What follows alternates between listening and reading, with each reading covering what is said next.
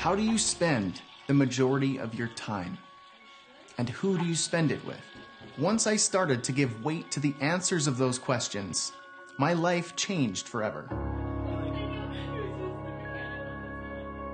My name is Brad Hussey, and a few years ago my boss jokingly said to my wife, "I spend more waking hours with your husband than you do." I did the math, and he was right. I did spend more time with my boss, not my wife, the person I can't live without. Why? That's a big question, but most of us don't bother to ask it because we think the obvious answer is money. But at what point does the lure of a paycheck override our freedom and ultimately our happiness? The more questions I asked, the more I realized I needed to make a fundamental shift in my life. Why do I spend most of my time at work? Why am I building somebody else's business? Why do I have to be away from Laura? Can it be different? I made it my mission to make the answer, yes, it can be different. From that moment forward, everything I did was a step in the direction of me being free, so I could take back my time and build a business that not only provided for my family, but ignited passion within me.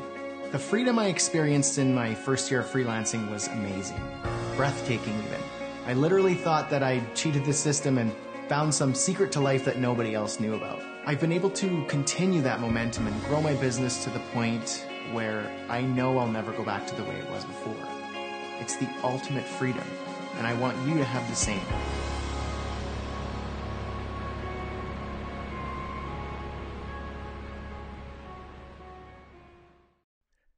Here we are, folks. How are you? Brad Hussey here from freelancingfreedom.com. I could not be more excited and nervous and jived for today. Thank you, everybody, for coming. I am really excited to do this. And as we get more and more people rolling in, I want to address a couple things, and I want to acknowledge everybody here and get started. So everybody, share in the comment section where you're from, who you are, show some pride for where you're from. I see we have people from all over the world. We have over 1,700 people registered for this webinar, currently watching. We have hundreds of people rolling in, watching live from all over the world. We've got Cindy, we've got Eva, Maura, Coolzite. That's a cool name. Let's see, we got people from, all over the world. Norfolk, UK, Colorado, from Turkey. That's amazing. Bangladesh. We have some more people from the United Kingdom, Missouri. We have some Canadians in the house, San Francisco, Nebraska, all over the world. Winnipeg, baby. How's it going, Kevin? Jocelyn from the Philippines. Taras from Scotland, Bangladesh, Connecticut. This is amazing. Everybody, how's it going? I'm from Southern Alberta, Canada, and I am coming at you live this Tuesday. Super excited. I have a few things that I want to address before we jump in to today's webinar. So who is excited? Let's hear it in the chat. While you guys are going crazy in the chat there, I want to let you know how you can get the most out of this webinar. First of all, come with an open mind. I am going to push you way past your comfort zone, and I'm going to actually invite you to participate in some challenges and activities throughout this. So it's not just sit back, relax, and just see what happens. Pay attention, come with an open mind, and get ready to participate. Turn off your distractions. That means this thing that we are all way too addicted to nowadays, turn it off. If you're watching from your phone, don't click on the notifications, turn on, don't disturb, and just hang out. Close your browser tabs, apps, social media, close it all, turn off your distractions. I want your full undivided attention. This webinar is best viewed on Chrome in a desktop. If you're using something else, that's totally fine, but the best experience is Chrome on a desktop browser. But if you're here and it's working, don't fix what ain't broken, right? If you have any technical issues whatsoever in the webinar, refresh. You will not lose your spot. We will make sure of it. Stay until the very, very end. I'm going to be giving you 2 of my products totally free as a thank you for staying. And what they are, gift number 1 is an interactive tool called the Niche Profitability Calculator. And that is the input that you're going to put in a bunch of information about your niche idea or niche ideas, and it will tell you and come up with a report to tell you if you're making the right decision and how profitable that niche may or may not be. Gift number 2 is a workbook called Craft Your Freelance Product and Service, and this will help you figure out which products and services to offer in your business based on your niche that you just figured out.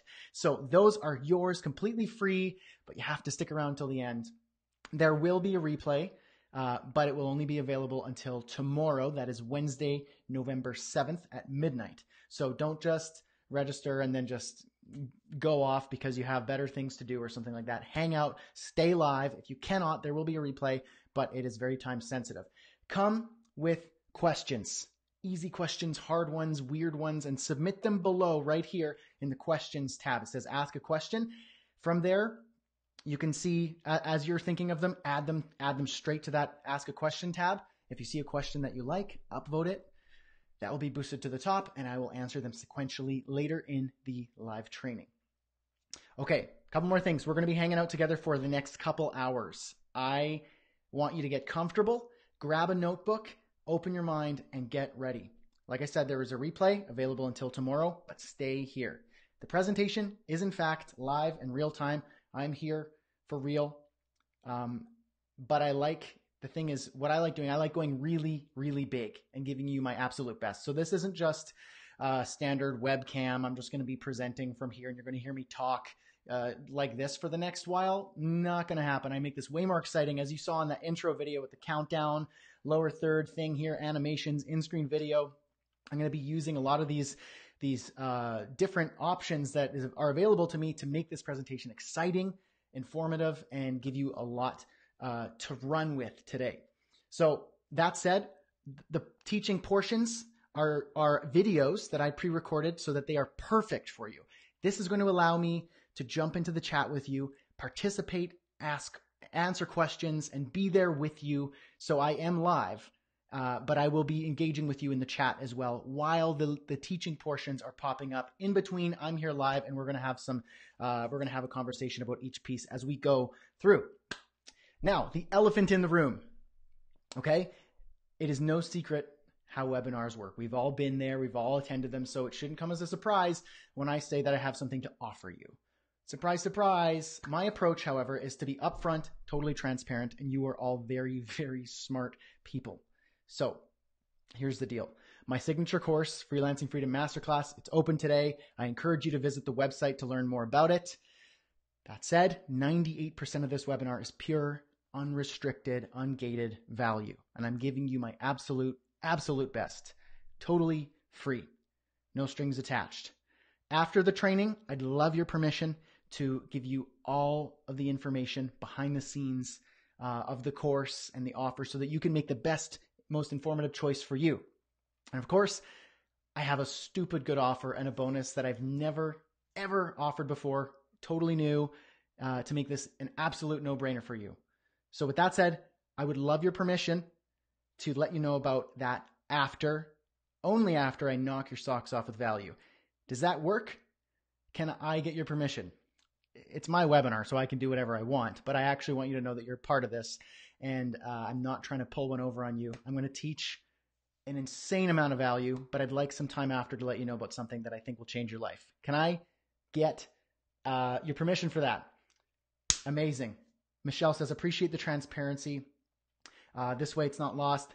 Thank you. Brad is not poison. Thank you for that, by the way. Bobby B, hello, hello. It looks like you guys are ready for this. Now, with that said, one final thing. I want to do something crazy here. Just before we jump into the training, I want to make you 3 very, very serious promises. So thank you for being here, first of all. Your time is your most valuable asset, and once you spend it, you never get it back. It's not like money where you can make it back. Time, once it's gone, you never get it back.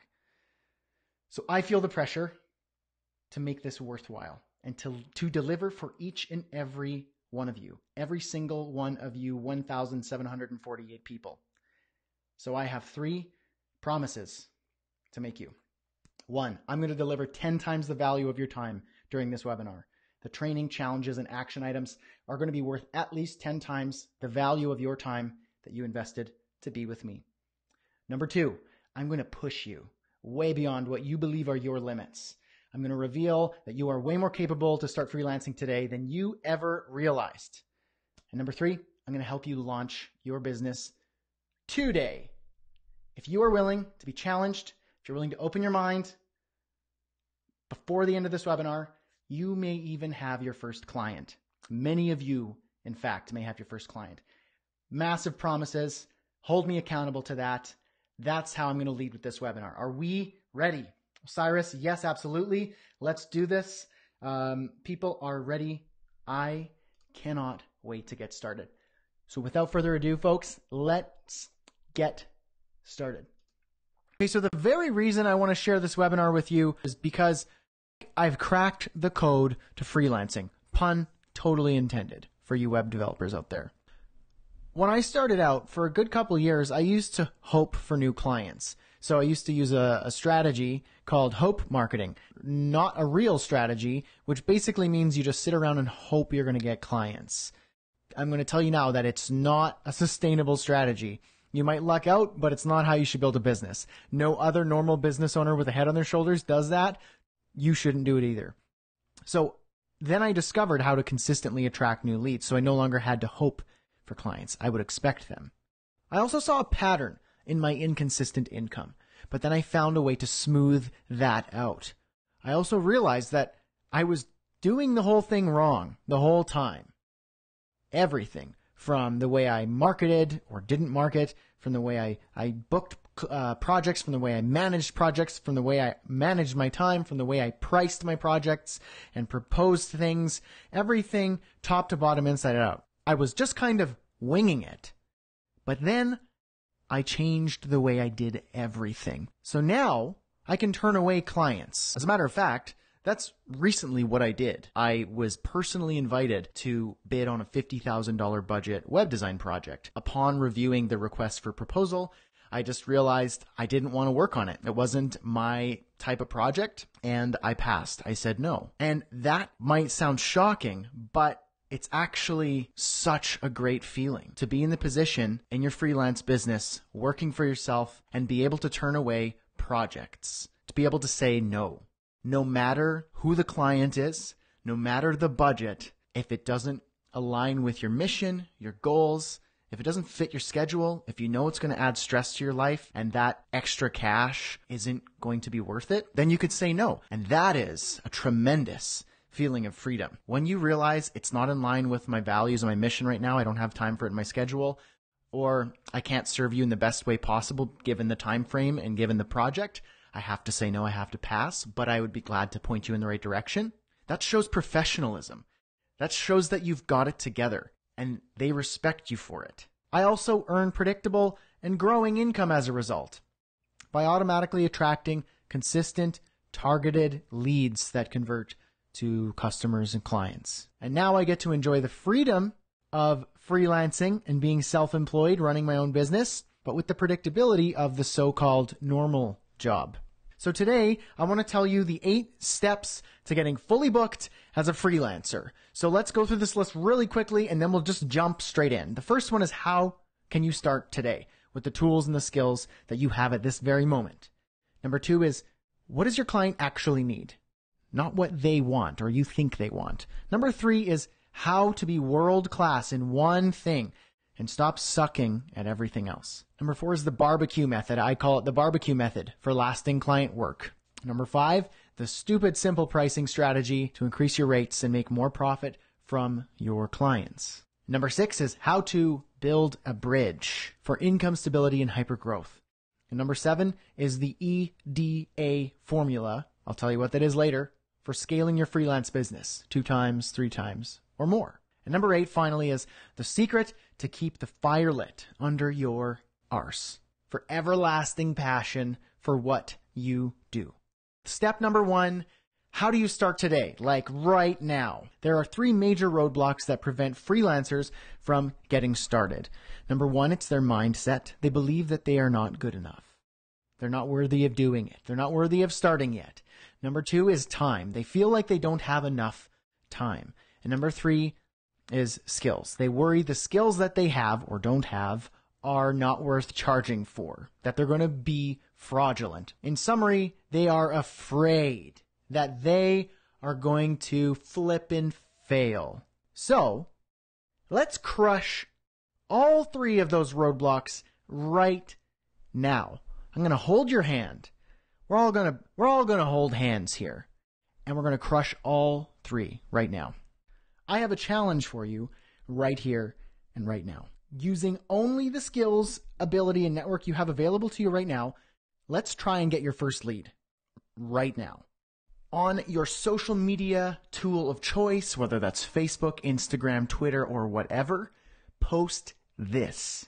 Hey friends, I'm in the early stages of launching my web design business, and I'm looking to build up my client list. If you know of somebody who's in need of a custom website for their small business, would you mind tagging them in this post or introduce them to me in a private message? I have 3 available spots for clients who want my discounted launch rate. Oh, and there's $100 in it for anyone who sends me a paying client. Smiley face, thanks. Now, feel free to modify this message to best suit your voice, your friend list, your offer, your niche, the type of business you're starting up. Maybe you don't want to give $100, maybe it's $50, maybe it's a lunch. Craft it in the way that works best for you. But seriously, post this message to Facebook right now. Don't close out this workshop. Open up a new tab, post it on Facebook. Now, while I can't guarantee you that you will get a client or a lead out of this for that matter, what I will guarantee you is that you won't get a client if you don't try. Now, let me show you that this actually works. This challenge I've been doing for a little while now, for a couple months with my students, and I'm going to show you that they actually get results and they surprise the heck out of themselves. So, for example, here, Alea, who is actually my assistant and here with us today. She actually sent me a private message and said, just thought I'd share a little success story with you. Shared your challenge in my profile Wednesday, was contacted by a friend for a client they could not take, had a discovery call this morning, and paid by this afternoon. That's how you do it. And in fact, as proof, she shared her invoice, a redacted invoice of her charging for that exact project. Here's that invoice right here. And honestly, this is just one example of the handful of responses of people who've actually sent in and showed that they've done the challenge and received results. Now remember, you're using the strengths and your ability that you have right now, even if they're minimal. If you can build a landing page, throw together a WordPress site, set up domains and hosting, do the technical stuff, design a logo, or set up an email marketing campaign, whatever it is, use the strengths available to you and offer that. Yes, it's scary, and it's challenging, and it's crazy. And you might ask, well, what if it doesn't work, Brad? To which I will ask, well, what if it does work? You could have your first lead before we even finish this workshop. How's that for delivering value? The main difference between successful people and everyone else, well, it's their mindset, the story they tell themselves in their heads every single day. Most people, they live in fear and they have a scarcity mindset because they are afraid they're going to run out of money, or that the worst is going to happen, or that they're going to run out of time, that they're not good enough to try something different. So they give up, they get back in line, and they stop thinking big because, well, you're going to fail because everyone else fails. And those people who don't fail, well, they're special and you're not special. If that's the story you believe, then that's how you're going to stay. So when does that change happen? Well, the change happens when the pain of staying put is greater than the pain of changing your life. When you tell yourself, I am good enough. I have more than enough. I can do that thing. I can learn that thing. I am successful. I'm awesome, and nobody can stop me but myself. Once you tell yourself that you are the person you desire to be, well, your story changes. If you believe that, and you believe that you are that successful person, so what's your next step? What do you do now that you're successful? When you change your mindset from scarcity to abundance, from fear to freedom, dare I say, you are freaking unstoppable. Maybe you're thinking to yourself, this mindset stuff just feels silly or fluffy. But I challenge you to try and change that feeling. Because here's the reality. Every choice, every action, every achievement begins as an idea, a thought, a story in your head. So if you change the story you tell yourself, you'll begin to change your actions. If you believe you're a failure, you will move forward and take steps as a failure. If you believe you are a success, that you're going to win, that you're going to make progress, that's going to change the way you move forward. So you change the story, you'll change your actions, and ultimately, you'll change the outcome of your efforts. The next roadblock I want to talk about is time. Everyone on the planet gets the same hours in the day. So how is it that some people become so successful? They get more done. They seem so much more productive. They make way more money when they get the same hours in the day as everyone else. It's prioritization. Deciding what is important to focus on and what is important to let go. Certain sacrifices must be made. You need to decide what to sacrifice. How do you find out if you have any more time? The hint is you do have more time. You might have a lot more time and you don't even realize it, or you might have a little bit of time and you can optimize either one. Here's how you do it. You journal and audit how you spend each hour of the day, every day of the week, for about 1 week. That's an exercise I want you to try. Every day of the week, every hour, write down, bullet point, really quick, what you did. What did you do? When did you wake up? What did you do in that hour? What did you do at 10? What did you do at 11? Take stock of how you spend the hours that you never get back. You're going to start to see some really interesting things. You're going to see how you spend your time and how you waste your time. So what I want you to do with that is optimize your schedule in order to prioritize building your business. So check this out. Here's just like a really quick dummy schedule before prioritization from 9 through 12. We say 9 p.m. to 10, we're watching Netflix. 10 p.m. to 11, we're watching Netflix. 11 o'clock and after and beyond, we're sleeping. So this is before prioritization. We're just writing down, what did I do between 9 and 11? Oh, I was watching Netflix. And then I went to bed at 11. Okay, that's what I did. Do that for every hour of the day. Now, after prioritization, here's what it could look like. Okay, I realize I'm spending a lot of time watching Netflix. Maybe I could trim that down. Let's spend an hour or two with my wife, with my spouse. Meaningful time, whether that is watching Netflix, building something together, or whatever you guys want to do together. I'll leave that up to your own imagination. 10 p.m., 11 p.m., we say we're dedicating to working on our business. And then we go to bed just 1 hour later. Maybe we wake up an hour earlier. This is just a little sample of how you can prioritize your schedule only after you audit and optimize it. So the next roadblock is skills. Now, what skills do you need to be successful as a freelancer? Here's the secret. You already have them in your arsenal. You already own those skills. So in the live chat, I want you right now, share with us all, what are your strengths? What are you great at? What is your thing? What makes you amazing? Go ahead and share that in the live chat. Just fill that feed up, light it on fire, and let everyone know what you are good at. Every successful freelancer knows their strengths. Then they leverage those skills to their full capacity. So that's the difference between just an ordinary freelancer and someone who's successful at it. You know your strengths, but you leverage them to their full capacity. So you build your business. The core of your business is built solely around your strengths that you already have, that you are good at. The thing that makes you amazing. Your business is built around that. If you want to be a leader, the leader doesn't lead with their weakness. They lead with their strength. That's what you're trying to do here. So speaking of weakness, what about the weaknesses of the freelancer who is building a business around their strengths? What about the things that they just simply suck at? If there's something that they need to learn and figure out how to do on the fly, if they need to design something really quick or code something up really quick and they don't have time and the turnaround time is 24 hours, yada, yada, yada, here's what they do. They focus on what matters at the moment. The 20% that achieves 80% of the results. If they need to design something really quick, if you're a coder and you have a little bit of Photoshop skills, just do the thing that gets you the result. Don't go off and try and master Photoshop. If you're coding something and you come across a problem and you need to figure something out quickly, do the thing that gets you the minimum viable result. The thing that gets you 20% that gets you 80% of the results. Don't try and master PHP because you need to learn how to write a simple include statement. You catch what I'm saying here? Build your business around your strengths and figure out the rest as you go. Now I'm going to show you a lot more about how you can optimize your business so that you can scale up and grow even if you're not mastering all the other skills that are out there. So don't worry about that right now. Focus on this. Build your business around your strengths and figure out the rest as you go.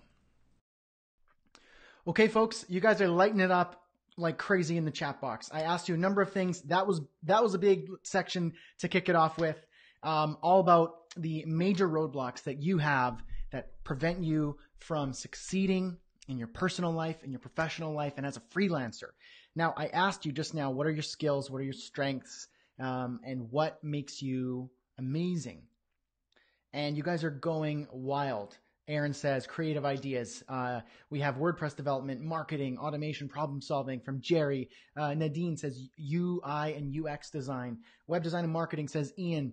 You guys seem to be really good at a lot of things. Now, this is what's really important to understand. Many of us don't start because we feel like we're not good enough. We feel like we don't have the skills and the ability. You guys are contradicting yourselves right there if that's your belief, because you have skills and ability. You have a talent. You have something to bring to the table. In the very least, you have a unique personality and set of values that you can bring forward. Learning skills, that's easy. You can learn skills by reading books, listening to podcasts, taking courses, watching webinars. You can learn skills pretty easily. You can acquire them and grow as you go. Okay. But you already you're coming to the table with these skills. Many of you have skills that I don't even have a little bit. So you don't need to be a master of so many things and at an elite level of ability in order to bring value and start a freelance business. I just challenged you. Now, I wanted to ask you, who's doing the challenge? I have a poll right below. There, you'll see a tab that says polls. And I asked, who is doing the challenge? Did you participate in today's challenge? Now, I want you to go into that poll and let me know who is participating in that challenge. So far, we have about 20% of you saying, yes, I'm participating in that challenge.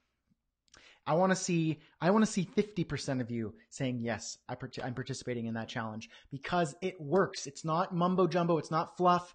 Honestly, if there's one thing that you actively do in this webinar, it's that challenge, because what's going to happen is you're going to break a massive barrier that you have that holds you back.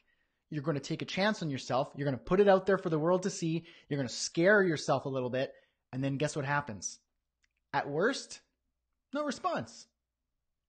That's not so bad. You didn't die. You could try again tomorrow. It's great. At best, you get a client before the end of the day, possibly even before the end of this webinar. You might be surprised by your personal network, how easy it is to say, yes, I'm going to do this. I'm going to start. So do the challenge.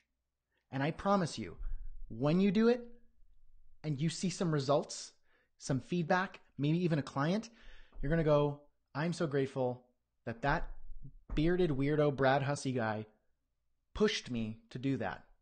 I think I've got this. Okay. That is something I really wanted you to do. Now, how do we feel about getting started? How do we feel about that segment that we just talked about, that segment of the training? Getting started, the roadblocks of time, mindset, and skills. Time, everybody has the same amount of time. You can prioritize things. You can restructure your schedule. That can be done. Okay? Mindset, telling yourself you're not good enough. You have the employee mindset. You say, I could never run a business. I could never own a business. I could never work for myself. Well, whether you believe you can or you can't, you are correct. That's a great saying, by the way. Because if you believe you can't, well, all right, I can't help you. Sorry. But what I can do is say, give yourself a smack, because you are being stupid. You can. I'm not special. I'm just me. I have some values and some skills and a passion to make something work and to go my own way. That's what I went off of, and I've been able to do magical things, okay? And I'm not unique and special. I'm just a normal, ordinary guy in a small town, okay? So many of you have skills, the ability. You can make time, change your mindset, restructure what's going on in your head, believe that you can, and that's how we're going to start, okay? Tim laughing about the weirded beardo. Great. Tom, it's a sign of wisdom. Perfect. Love it. Okay. Anyone who's curious about the challenge and is coming in here late, whoopsie. The challenge is the social media challenge. You'll see it in the replay. Post the script on your Facebook, and you will be effectively launching your business right now. And I want to see some of you getting some feedback from that. Okay, so do that challenge. I'm seeing that number go up. 30% of you are already in there. More. I want more of that. Do not say no. The wrong answer is no, I'm not doing that challenge. There is a wrong answer here, and the wrong answer is no. Going off on a little bit of a spiel here, okay? It sounds like, okay, Shane says time isn't an issue. Been self-employed for the last 18 years. Deciding what to focus on is the hard bit. I love that. Okay, I'm gonna address that later, Shane. I really like that. Okay. I want to jump right into the next piece. We have a lot of people here. The audience is growing and growing. I'm excited. I'm going to jump into the next piece. It's all about, well, I won't spoil the surprise. Why don't we jump in to the first piece? Here we go. All right, step number 2 is what your client actually needs, not what they think they want or you think they want. Now I'm going to come right out and say it. Your client does not need a website. This is a common misunderstanding made by freelancers, new and experienced. Your client is hiring you because, whether they realize it or not, they have a problem that they need solved. It's your job to provide a solution, a way to ease the pain, not just a website or a logo or a graphic design. Understand this key thing, and you are already leagues ahead of your competition before you even start freelancing. Of course, you are a web developer, you are a web designer, and you have valuable skills. But ask yourself this: would you hire a plumber based on the tools he uses? No way. You hire him because he's solving a big, potentially smelly problem that you cannot do yourself. So, what does your client need? You can make certain assumptions. They need more clients, leads, revenue, sales, patience, whatever it is. But it's your job to actually find out what your client needs. So how do you do that? You ask them. You set up a meeting with them. In your initial client meeting, your kickoff meeting, or maybe your meeting before you actually sign any contracts to see if you guys are a fit. Ask them, how can I help you? What is it that you need solved, in more or less words? And they might tell you, well, we need a nice, pretty website because our competition down the road has a nice, pretty website. So they're telling you they need a nice, pretty website. Now, you could take that at face value and say, okay, they need a nice, pretty website, and then go off and build a nice, pretty website and think you've succeeded. That's not what they need. Dig deeper. Oh, so your client down the road has a nice website. What about their website do you find makes you uncomfortable? Why is it that you feel you need a new website? Well, because they're taking our customers away. Oh, now we're getting somewhere. Your client fears or is experiencing less revenue, less customers, strong competition from a marketing savvy business competitor down the road, and they want to win. All right, now you're getting somewhere. So you keep asking them what they need in more or less words until you find out what is truly causing them pain. Then ask yourself, can you build a solution that eliminates their pain? If you know what that problem is, if you know what that pain is, if you can feel that pain with them and you could figure out a way to solve it, they will book you over and over and over again you will have a customer for life, and you will have a referral source that is equal to a gold mine. Your client doesn't need a website. What they need is a problem solver, and you are going to solve their problems. They might not even know what their problems are until you dig deep and find out. Then build a solution that solves the problem. Make sense? That's it for step number 2. Step number 2, what your client actually needs, not what they want or what you think they want. A big misconception by web designers, web developers, graphic designers is you come from a biased standpoint. You come with your own set of skills. Your business, your craft happens to be web design, web development, coding, HTML, e-commerce, whatever it is. What you need to do first is open your ears to your audience, to the niche that you're trying to serve, the people that you want to help most. Find out what their problem is. Now, you might find out that their problem can't be solved by what you can offer. Chances are it can be, because they're usually, when it comes to marketing, building their business and growing their customers, making more revenue, selling more product online, getting more traffic, SEO, whatever it is, presenting themselves in a better light with a good branding strategy. Whatever their problem is, you need to understand that first and then develop a solution. Now, Natalia says this step is extremely important, but it's not so easy to master the skill, finding the real problem. Go deep. And the way you do this is you ask. You ask your client, your lead. You say, I'm just curious, what are you struggling with most in your business? What's that thing from business owner to business owner? What is it that if you had a magic wand, you could just solve that problem? What is that? And they'll probably say, it'd be nice to have more sales. Okay.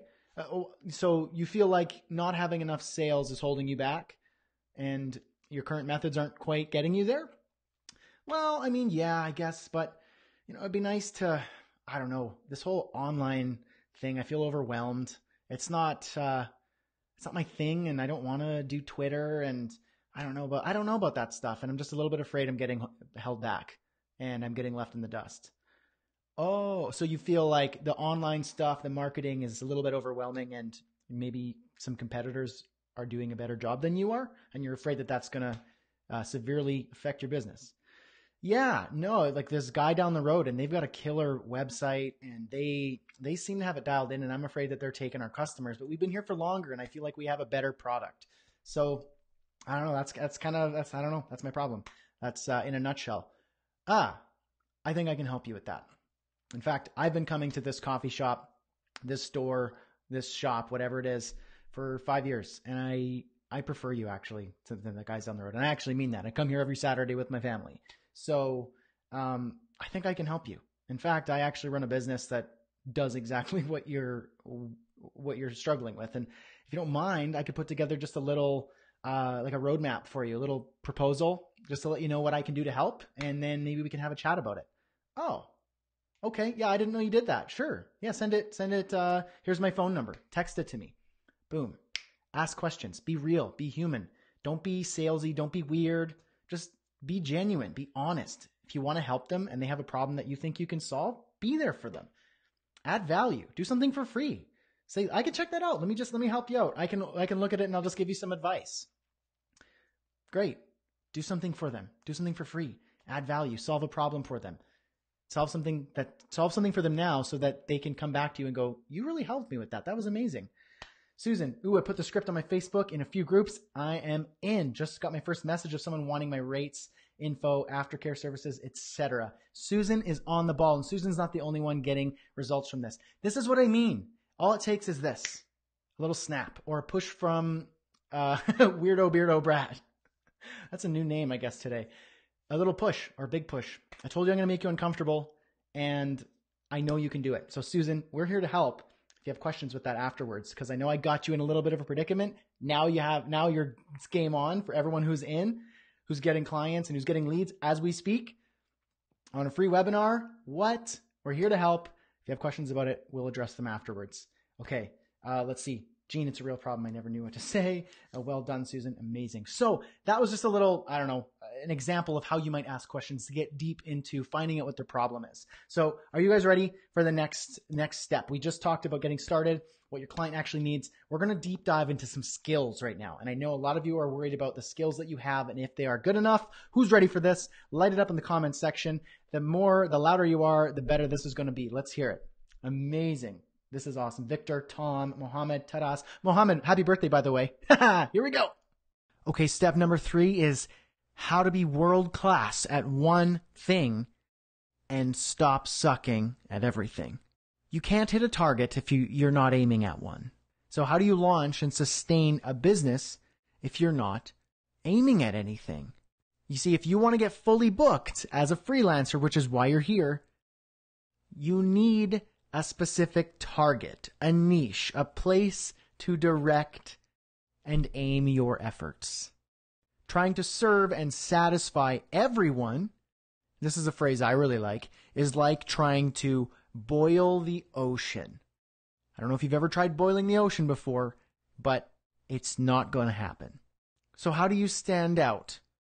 Well, for starters, you get real specific at what you do and who you serve, and you ignore everything else. Intimately understand your customer's personality, their pain points, and their desires, what they desire in business and in life.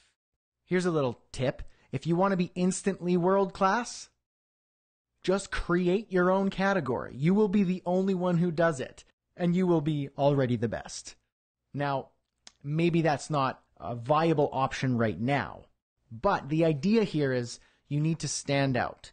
And the less people who are competing with you, the easier it is to be world class. The easier it is to be the best. Here's a common misconception. Some people think when I use the phrase world class, you're thinking you're going to go off and win records and quite literally be recognized as the best of the best in the world. All I'm saying is, in order for you to be the best, you simply need to have a category, so an audience who you serve, and less competition, a way to stand out and ignore everything else. If you're just general and serving everybody, then you are never going to be world class. But if you are specific, you serve a specific audience, you offer a specific service or product, and you really solve the problem, and there aren't a lot of people in that category that you either found, created, or modified, then you are already at the top of your game. So you might ask, how do you choose a niche? Well, there's a simple way. Start with yourself. Can you solve your own problem? Are you a part of a group or a type of a community or a type of business or a category where you already know those problems? Maybe you are in the veterinarian industry and you understand intimately the problems that the vet community experiences. Now, I know these are very specific, but it really doesn't matter. There are communities of these people for a reason. So start with yourself. Come up with a handful of ideas. Don't be afraid. Throw them out there if you want. Anything from new restaurants to fine dining to horse racing to adopting children to churches to high-end boutique hairstylists, whatever it is, musicians, songwriters, actors. There's a lot out there, and we all have our own interests. So come up with a few ideas and just kind of throw them out there. Now, here's the deal. Your niche can be broken down into 2 parts. Who your audience is and what your expertise is. So the audience segment and the expertise segment is what I believe makes up a niche. So here's a couple Venn diagrams I put together to help you maybe understand what you might try and aim for with both. So your audience niche here on the left, you have your interests, things you're passionate about, things you like. So those are your interests. Maybe it's fine dining. Maybe you're a foodie. Maybe you are you're a fashionista or something. Your interests. And then accessible businesses. So what are businesses that are accessible to you, that maybe you know somebody who works there? Maybe you have a second connection on LinkedIn. Maybe you can walk into the store. Maybe you are a regular at that coffee shop or that hair salon or that restaurant or that doctor's office or whatever. Businesses that are accessible to you. And then businesses with budgets. So a nonprofit might not have the same budget as, say, a high-end restaurant or a law office. So try and combine and find some common ground in between your interests, accessible businesses, and businesses that have budgets. That might be somewhere in that area, in that center, might be your audience niche. And you can try this out for different interests and different businesses. It doesn't have to be one. The next piece is your expertise niche. I broke it up into your power, passion, and profit. It's just a fancy Tony Robbins-esque way of saying your power is what you're good at, so your strengths, what you have right now. Your passion, so what you love doing. So you might be really good at something, but maybe you're passionate about another thing that you are quite good at. So think about those things. What are you good at? And now what do you love doing?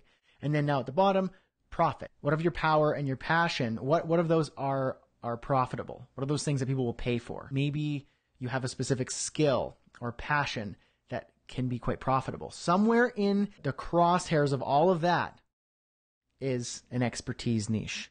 So a type of offer that you have. So you have your audience and then your strengths, your passions, and the profitable skills you have that make up the core of your business. So this is how I'd like to think that you can workshop some niche ideas. Now, of course, the perfect niche does not happen overnight. So what you should do is experiment with a few things. Throw it all up on the wall and see what sticks. Don't be afraid to try anything and everything at first.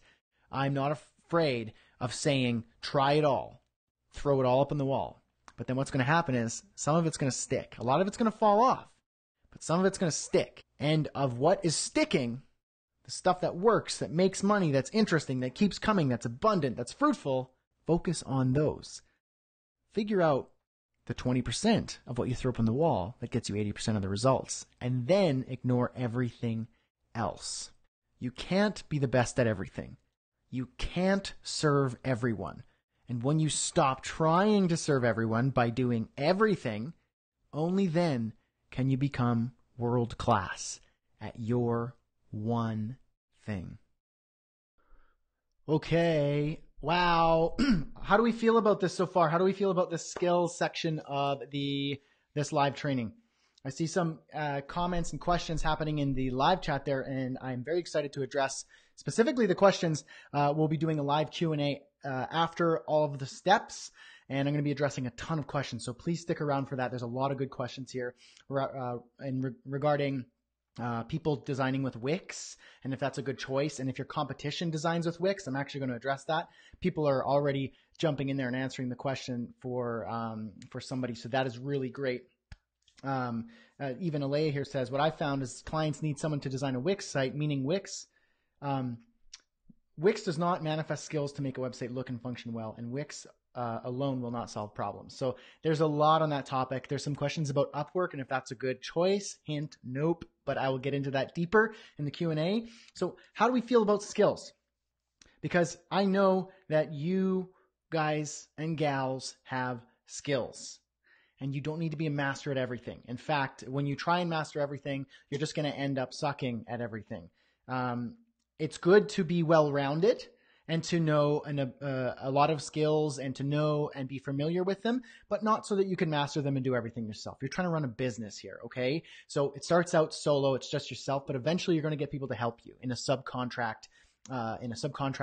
way. Just like starting any other traditional business, you hire people to help you with freelancing, web designing, graphic design, web development. You get people to help you. You get people to help project manage. You get people to, you subcontract the design or the coding or the project management. There's so much around it. We're going to get into that a little bit later in step 7, in fact. But that said, I have a number of questions that I want to address as we go through. Michelle says, I know my niche, but don't know how to market it to them consistently, get leads from these areas. So Michelle, I just marked that as a question, and I will do my best to address that directly in the Q&A at the end. Nick says, agree that serving everyone. I turned down an SEO project. It's not my forte. Perfect. If it's not for you, then it's not for you. Know your strength and don't worry about saying no to stuff. At first, I do recommend trying to push yourself and push your boundaries and see, maybe explore certain opportunities, throw it all up on the wall, see what sticks. Also, you can say yes to a project and figure it out as you go if you are interested in trying. So keep that in mind as well. Let me see. Elsa says, my new motto, focus on what's working and ignore everything else. Yes, exactly. Okay, so I want to jump into the next skill here. This one's fun, and it's going to make you hungry. Hungry for success and hungry for food. Here we go. Okay, pop quiz. Let's say that you and I are competing for the same design client. Let's say that you are a better designer than I am, but I happen to be a better relationship builder than you. Who books that client? Correct. This guy. Every single time. This brings me to step number 4. The barbecue method for lasting client work. So why do I call this the barbecue method?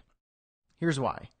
In the barbecue versus grilling world, there's grilling, which is cooking hot and fast. So you open up your grill and you're cooking hamburgers, or you're cooking a strip loin steak, something that requires you to cook something quickly with high heat.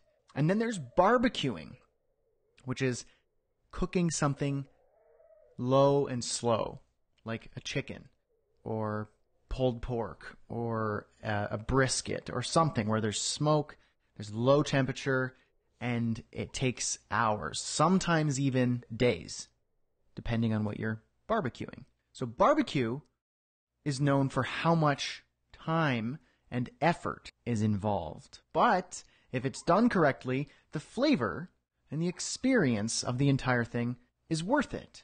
So in business, you can grill hot and fast and look for the quick and easy way to win.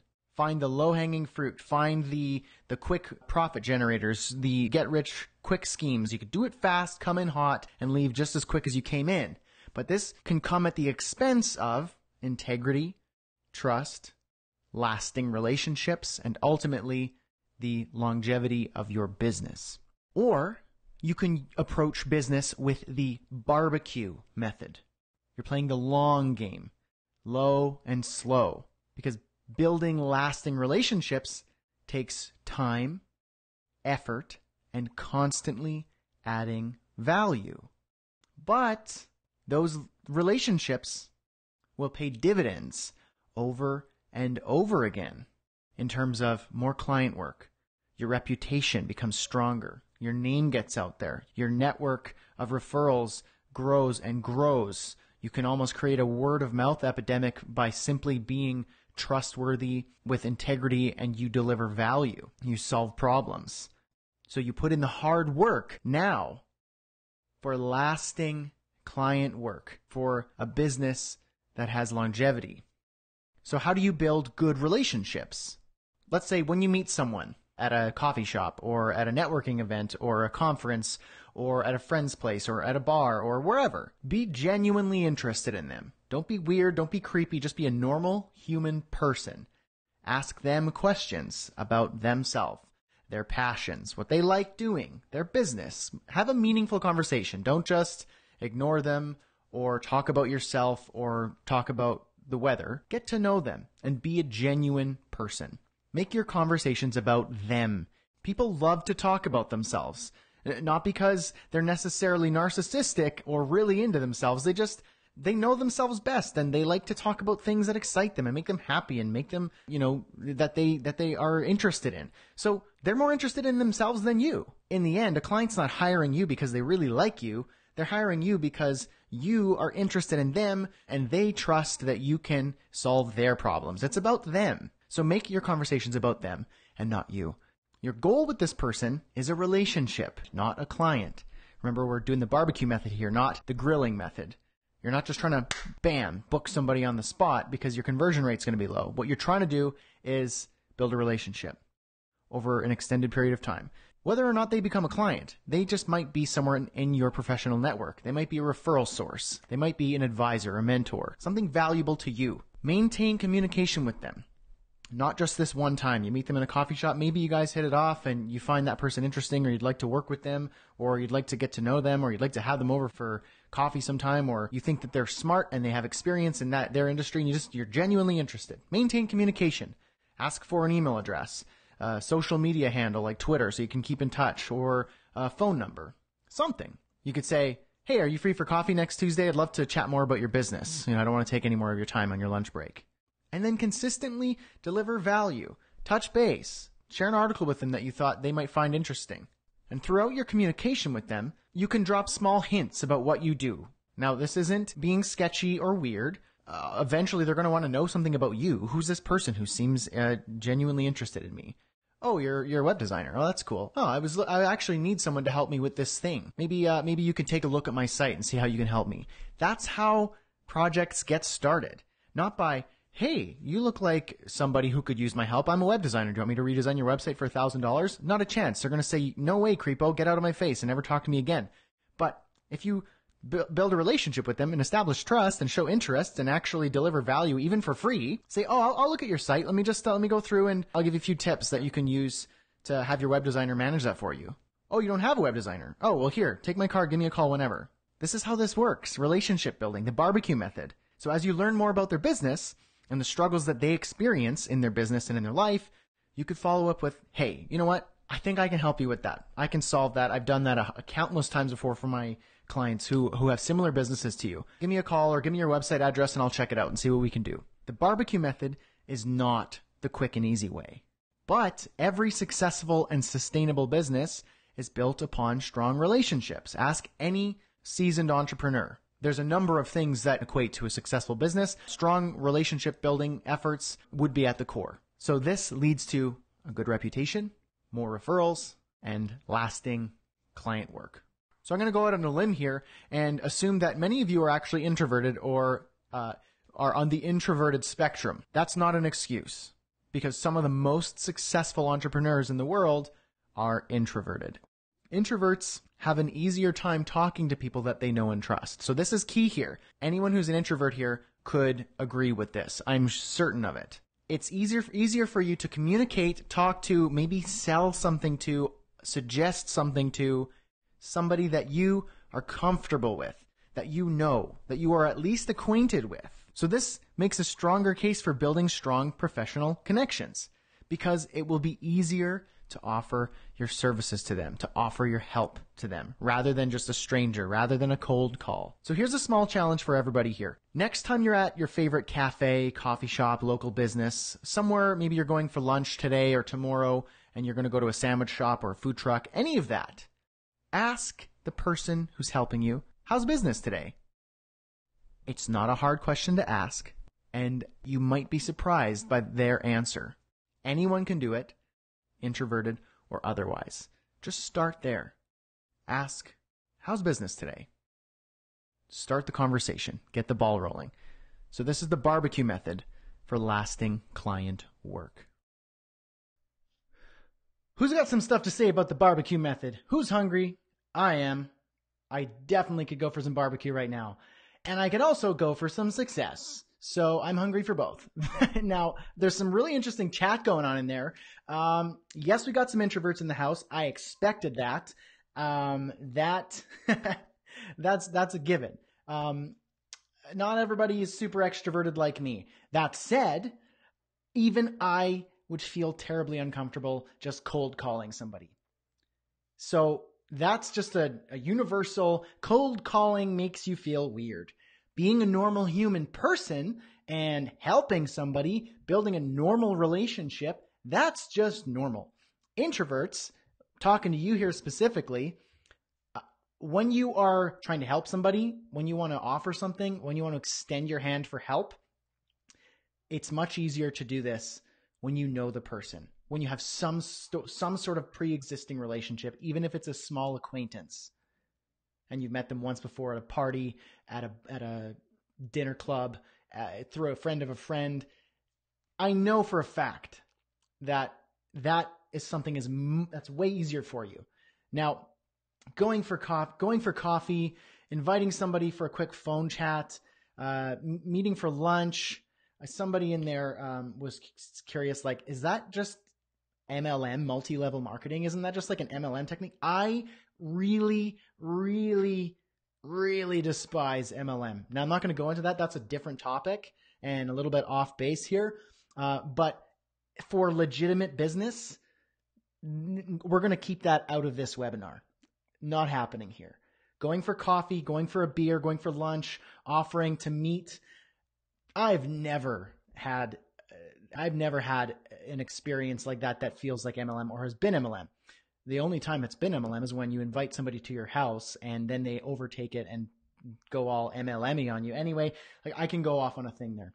This is legit business. Bao said he used to be in MLM. Now he's a real business owner. So going for coffee is legit. Cindy says the barbecue method definitely makes more sense to me, having a social media inbound marketing skills experience. Love that. Jocelyn is an introvert.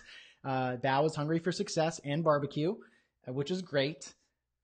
Zainab, forgive me if I pronounce that wrong, loves this method and I've tried it and it does work. I love the barbecue method because it's easier. It takes a little bit more. It takes some effort. It takes some persistence and showing up every day, adding value and making baby steps. But it's a lot easier than just cold calling, being weird, being salesy and disingenuous, or any of that. Being real and human is the barbecue method. Ian says, I'm a mouthy introvert. Even my wife is confused. Susan, holy moly, this is my second message. Well-timed, call me.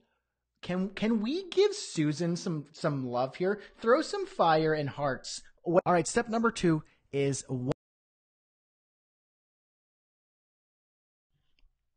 Okay, that was weird. I pressed delete and then I deleted my screen. So that's funny. I was just super excited about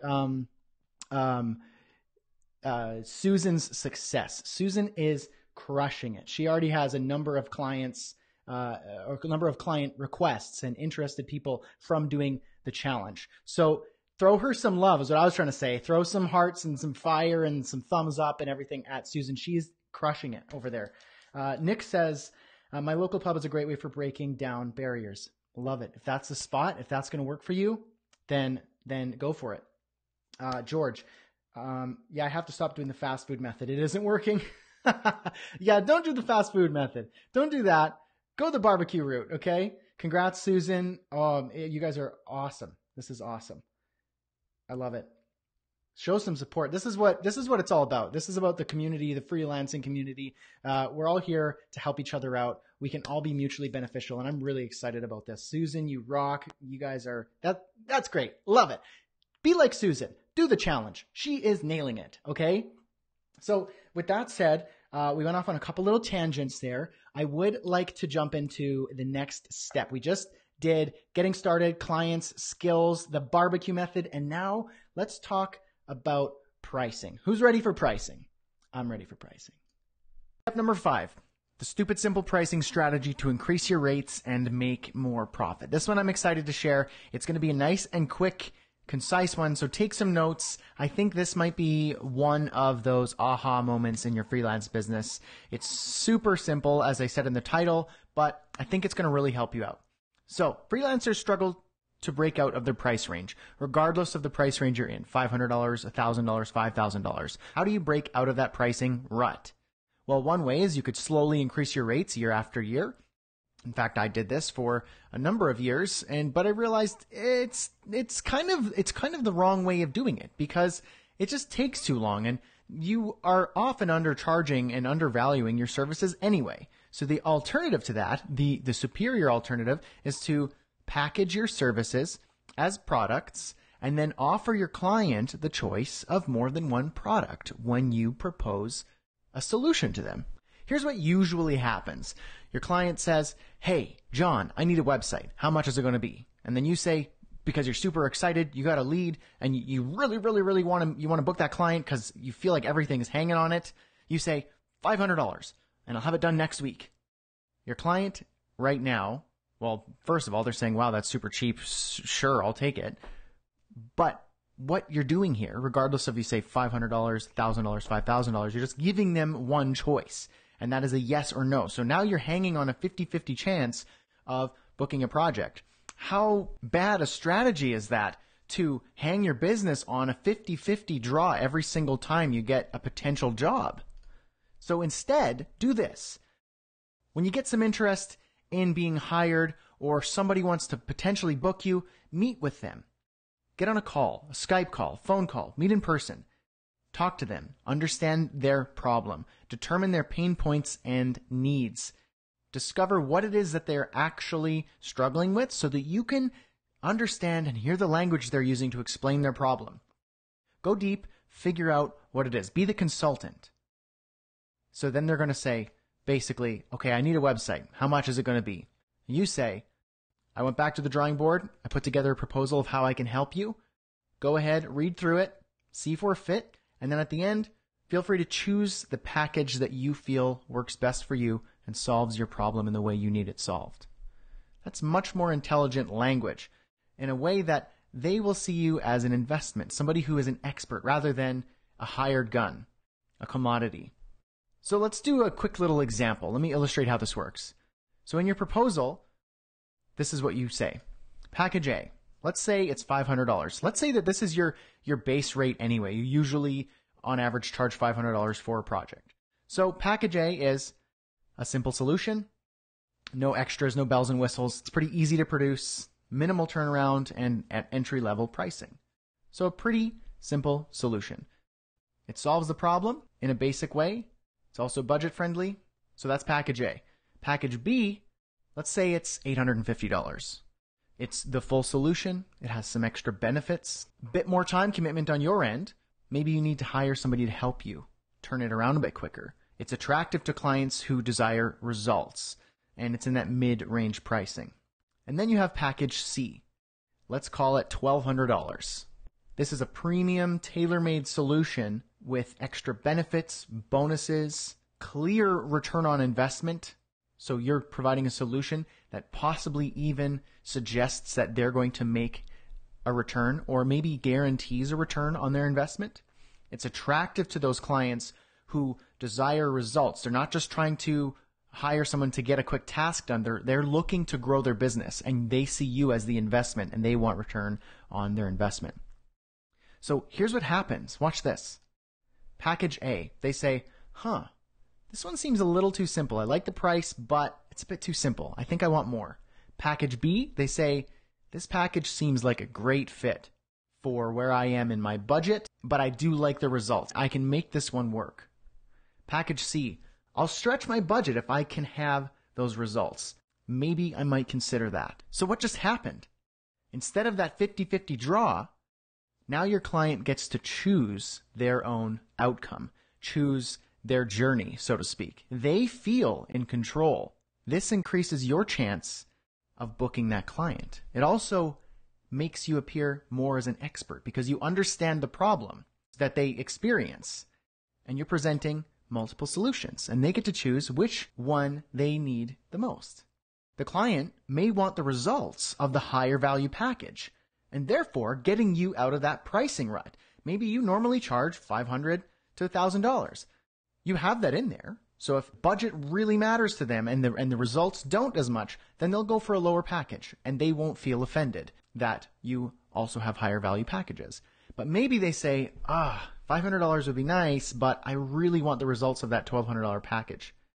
Maybe we can meet somewhere in the middle. Maybe I can go with package B. So try that out on your next proposal. Honestly, package your services as products and present them with multiple products with clear value and benefit of those individual packages, rather than just saying, my hourly rate is $50 an hour, it's going to take 100 hours, therefore it's this much. Try this out instead. Okay, what do we think about this? Step number 5, the stupid simple pricing strategy to increase your rates and add more value and make more profit. What do we think about this? This is awesome. Roger has a question there. Not really clear on what the difference between these 3 options are from the client's perspective. That's up to you to differentiate. It's very clear. It's just like when you sign up for a service. If you sign up for a service and there's 2 options, you do a subscription service. Let's say it's Netflix, where it says, and I don't know if this is an actual package, I'm just making this up. Package A, the normal subscription, you get to watch 2 hours per day. I'm just, again, making this up. Package B is unlimited view, watch time. You can watch anytime, all the time, no restrictions. There you go. 2 packages. One's cheaper, one's more expensive. One has less value and therefore is tied to a smaller price tag, and one has more value and maybe has a way bigger price tag. It's up to you to differentiate. Don't just offer 3 website packages that are not different whatsoever. One might include support. Package A is just a one and done landing page. That'll eliminate your Wix customer, your Wix competition. Say, I'll build you a landing page, nothing like Wix and what that person is doing over there and what our competition is doing. I'll build you a landing page that actually works, that actually converts, that actually gets you traffic. And we're going to throw this in as well. Package A, $500. Package B, I will do a custom solution for you. And this is going to blow your mind. You're going to be able to purchase products and have a custom checkout, and it's going to look beautiful. Package C, I will do all of this. I will give you custom training. I'll bring my team in to train everybody on the site. We're going to give you 6 months of ongoing website refreshing, SEO, and maintenance. And you are going to be totally taken care of. The VIP Deluxe Diamond Package, whatever you want to call it. And that one is $2,000. This could be shifted in 10,000, 15, and 30,000. Whatever you want to, whatever your price range is, this gets you out of that rut. And it prevents your client from thinking it's a yes or no. You give them options. So let's see here. Monique puts the decision-making in their hands. Exactly. Elsa loves the package idea. Mike, this packaging strategy is really genius. I love that. I love this response. What's so great about it is that it's so simple. You don't have to buy anything to make that happen. Right now, taking the advice that I'm giving you, this push, post your challenge on Facebook. Get some leads already happening. What we got? Shane, Susan. Who else is getting clients and leads and interest from that challenge? Throw it up in the chat box. I want to throw you some love. Do that. When you get someone say, "What's your rates?" You go, "Let's have a quick chat." Jump on a phone call. Find out what it is that they need, what their problem is. Go deep, okay? And then give them a package of 3. Say A, B, and C. A is simple and cheap. B, we go deep dive. C, I take care of you. And I'm going to be your best friend forever. Whatever your packages are, and price them accordingly. This way they get to choose. They don't say yes or no, you're not for me. Okay? Steven, it's not pushy either. Exactly. You're not pushing anything. You're presenting them with solutions. Okay. Alea's posting the challenge again. Strongly encourage. I want those numbers. Let's see. What do we got? 34% of you say I'm doing it. 24 say I'm doing it later. I want that to be 60% or more. Yes, I'm doing the challenge. Honestly, I want people in this webinar in the next 40 minutes before we wrap this whole thing up. I want clients blowing up the internet. I want this chat just spilling with client requests, okay? Let me see. We got another one. Stan, great way to give the client choices. Let them consider the flexibility of their wallet. You know, if they really want something, sometimes there's a little extra hidden in the wallet. Exactly. It's never about price. These are business owners. They want results. If you can speak to that and get them results and then show them the options that they have in front of them, they just might choose your pricier package. In fact, that happens a lot. In the very least, they'll choose that middle package. Oh, I am so excited about this, you guys. I am pumped. Nestor says, do you have a method to follow up with people after a good first impression? Do you put yourself reminders? How often? With hectic lives, it's easy, time consuming. I love it. Nestor, I'm marking that as a question. I'm answering that later. Stick around. Okay. Zachary, I had no experience in website building. A client came to me for branding and a website. I built them a beautiful custom site on Wix. They love it. Does that make me a bad person? No, you're a business owner. Wix just happens to be the tool that you did to build it. I don't care what tool you use to solve a problem. Just make it happen. Okay. If you want to go custom, great. If Wix is your package A, your $500 one and done product, perfect. I don't care. Solve the problem. I don't care how it gets done as long as it's ethical and as long as you're actually adding value. Okay. Wayne, you don't want that client. Let them go with someone else. Wayne, the penny pinching potential client suggest options from each package. Is there a danger there? No options unless they want to add stuff that costs more. Okay. So, this is great. Gregory Casey says, I use packages as well. However, it's important to specify the number of hours or other limits. Yes, you need to define scope. And we'll get into that in the Freelancing Freedom Masterclass that I'll tell you about later. We talk about contracts and scope and all of the technical details that you don't need to think about right now, but are very crucial and critically important. Tim got a customer. Bam. I want to talk to everyone after who got a client. I'm serious. I want some emails from you. I want to chat. Fire for Tim. Yes. Throw some fire at Tim. Throw some love. Tim, ring the bell for Tim. Ding, ding, ding, ding, ding, ding, ding. Crushing it out there. I am so excited. This is my favorite. I love doing this stuff, guys. Okay, so we just talked about our pricing strategy. Who's ready for, I love this next one. Get your notes. I got notes on my own webinar. This is called building a bridge. I think you need to pay attention for this. I love this one. And this is going to go hand in hand with what we just learned about our pricing strategy. Who's ready for bridge? Throw some love at Tim, and let's hear it for the next step. Boom, here we go. Okay, this one is exciting. Make sure you're taking notes for this one. Step number 6 is how to build a bridge for income stability and hyper growth. This piece is incredibly important for freelancers who are wanting to level up from doing it on the side, from just messing around to having a side hustle and transitioning into full-time. And for those who are full-time, to level up their freelancing business so that they can grow, so that they can have stability. Everybody here wants income stability and growth. And this is one of the key components to allowing you to have that. And I call it building a bridge. So freelancing income, as we all know here, is volatile. It's up and down, up and down. Sometimes it's up, up, up. Sometimes it's way down. It's commonly known as the feast or famine cycle. I like to call it mountains and valleys because I can visualize it like this, how you see on the screen. So mountains and valleys, the white peaks are the mountains and those teal dips, those are the valleys. So in the valleys, you can see we're doing things like making calls, finding work, hustling, networking, trying our best to get more clients. A lot of the time we're panicking in the valleys as well. But in the mountains, what's happening? Well, we're working, we're getting paid, and things are happening. We're feeling good. So we're not worried about the valley. We're in the middle of a mountain cycle, so we think, hey, everything's good. But the reality is if you don't have a bridge set up, you're going to have to go across another valley. And a lot of freelancers will quit as a result because they feel like the valley is it. The reality is freelancers must learn to embrace the valleys. Now, that doesn't mean you can't have income stability and growth. It's not the be-all, end-all. You don't have to just expect and always have income instability. Nobody wants that. So how do you solve this problem?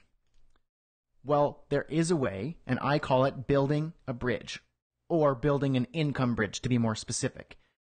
This is why I like the mountain and valley metaphor, because building a bridge, it makes sense what's happening here. A bridge gets you across the valley from mountain peak to mountain peak, or at least somewhere within the mountain. A bridge, an income bridge, is simply created with additional income sources.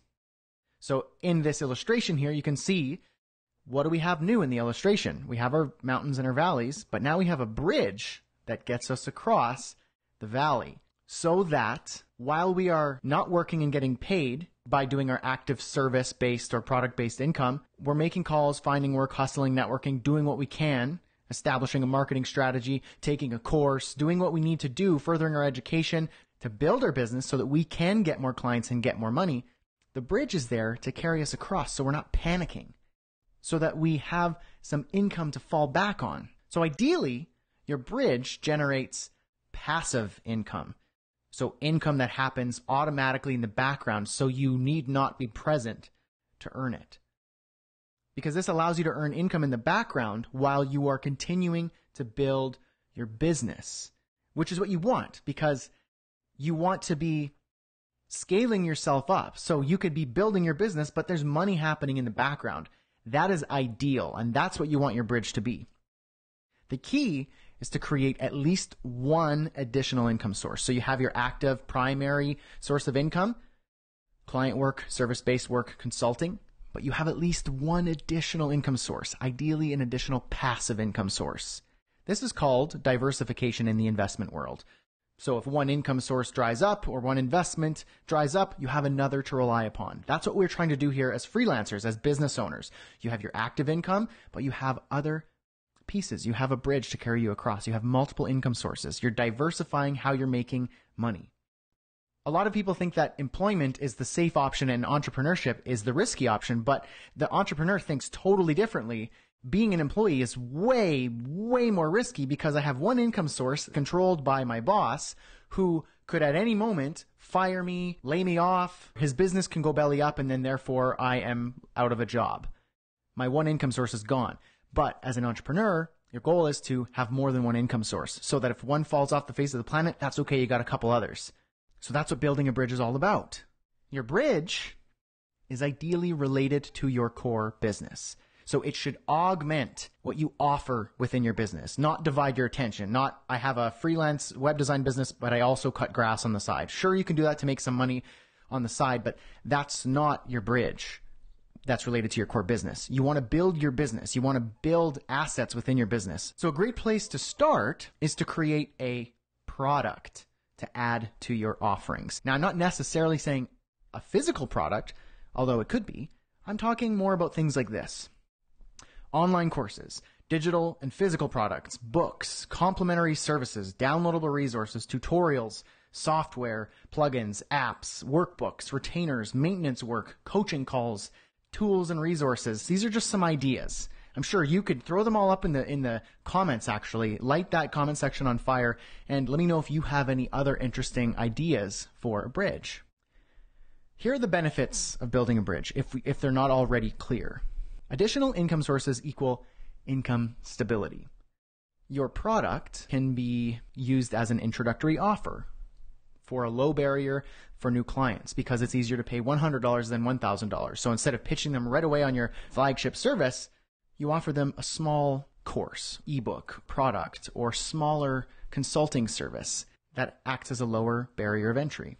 Your product can also be a downsell that you offer your clients when you complete a project, a maintenance plan, an additional product, a piece of software, a book, a course for ongoing education. It also acts as social proof to solidify your place as the expert. So if you wrote an ebook or you wrote a book or you created a course on your topic of creating profitable restaurant landing pages and you are in conversation with a potential client, you could say, this is my thing. This is my wheelhouse. I literally wrote the book on marketing for restaurateurs.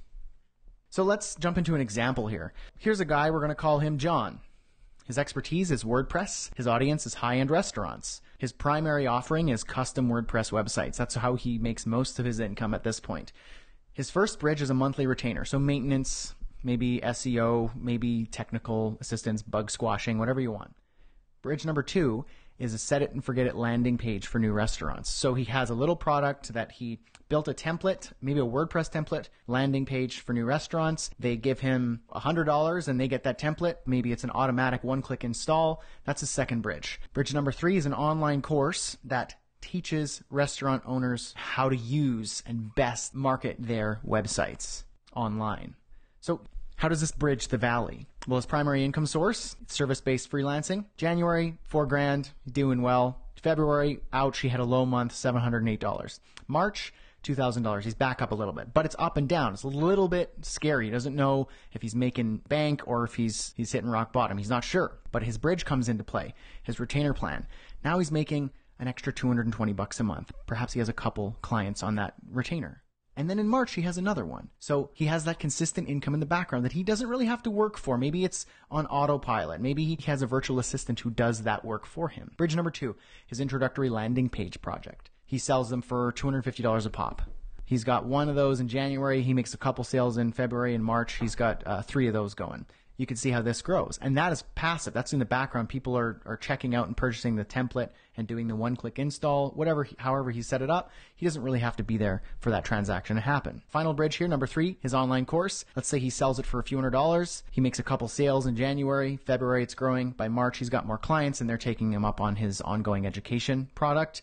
There we go. So now you can see how he's got his primary income source that is up and down, but he's got his 3 bridges that help him get across the valley. And now he's making more money. That's growing. Potentially at some point, he might even be able to rely exclusively on one of his bridges and For his primary income source, he can work with whomever he wants rather than just taking anything and everything. Now, the best time, you might be wondering, well, I don't have time to build my bridge. How does this work? When should I do it? Well, the best time to build your bridge is when you are in the valley. That's because when you're on the mountain, you are working, you're busy, you're feeling good.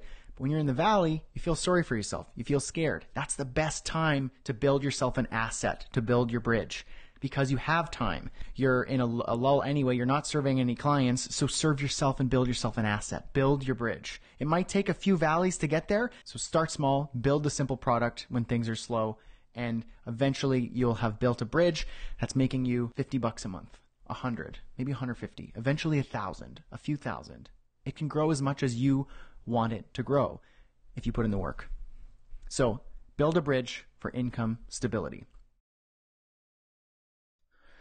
Okay, step number 6, building a bridge. I love this concept. I would like to think I invented it, but it's not actually. It's just something that I realized over time, at least the phrase build a bridge to cross the valley. I kind of like, I've been using that for a few years now in my own business and teaching. So we have a lot of questions about building bridges and a lot of thoughts and comments on it. I really like that. Nick, I hope I answered your question or at least gave you some ideas about the retainer plan that you asked in that segment. D, how do we set prices for the skills and services if they are niche services like project management for course builders? What is so great about that, D, is that you get to decide whatever you want. The more niche, the more of a stronghold you have on the solution. If it's a very competitive and large competition pool, then you're kind of slave to what the market decides is the price. If it's very niche, doesn't matter. Now, of course, be ethical, but if your solution can earn your client money, can solve a problem, can save them time, can eliminate an issue, can augment a profit source or a revenue stream, then you get to charge for that.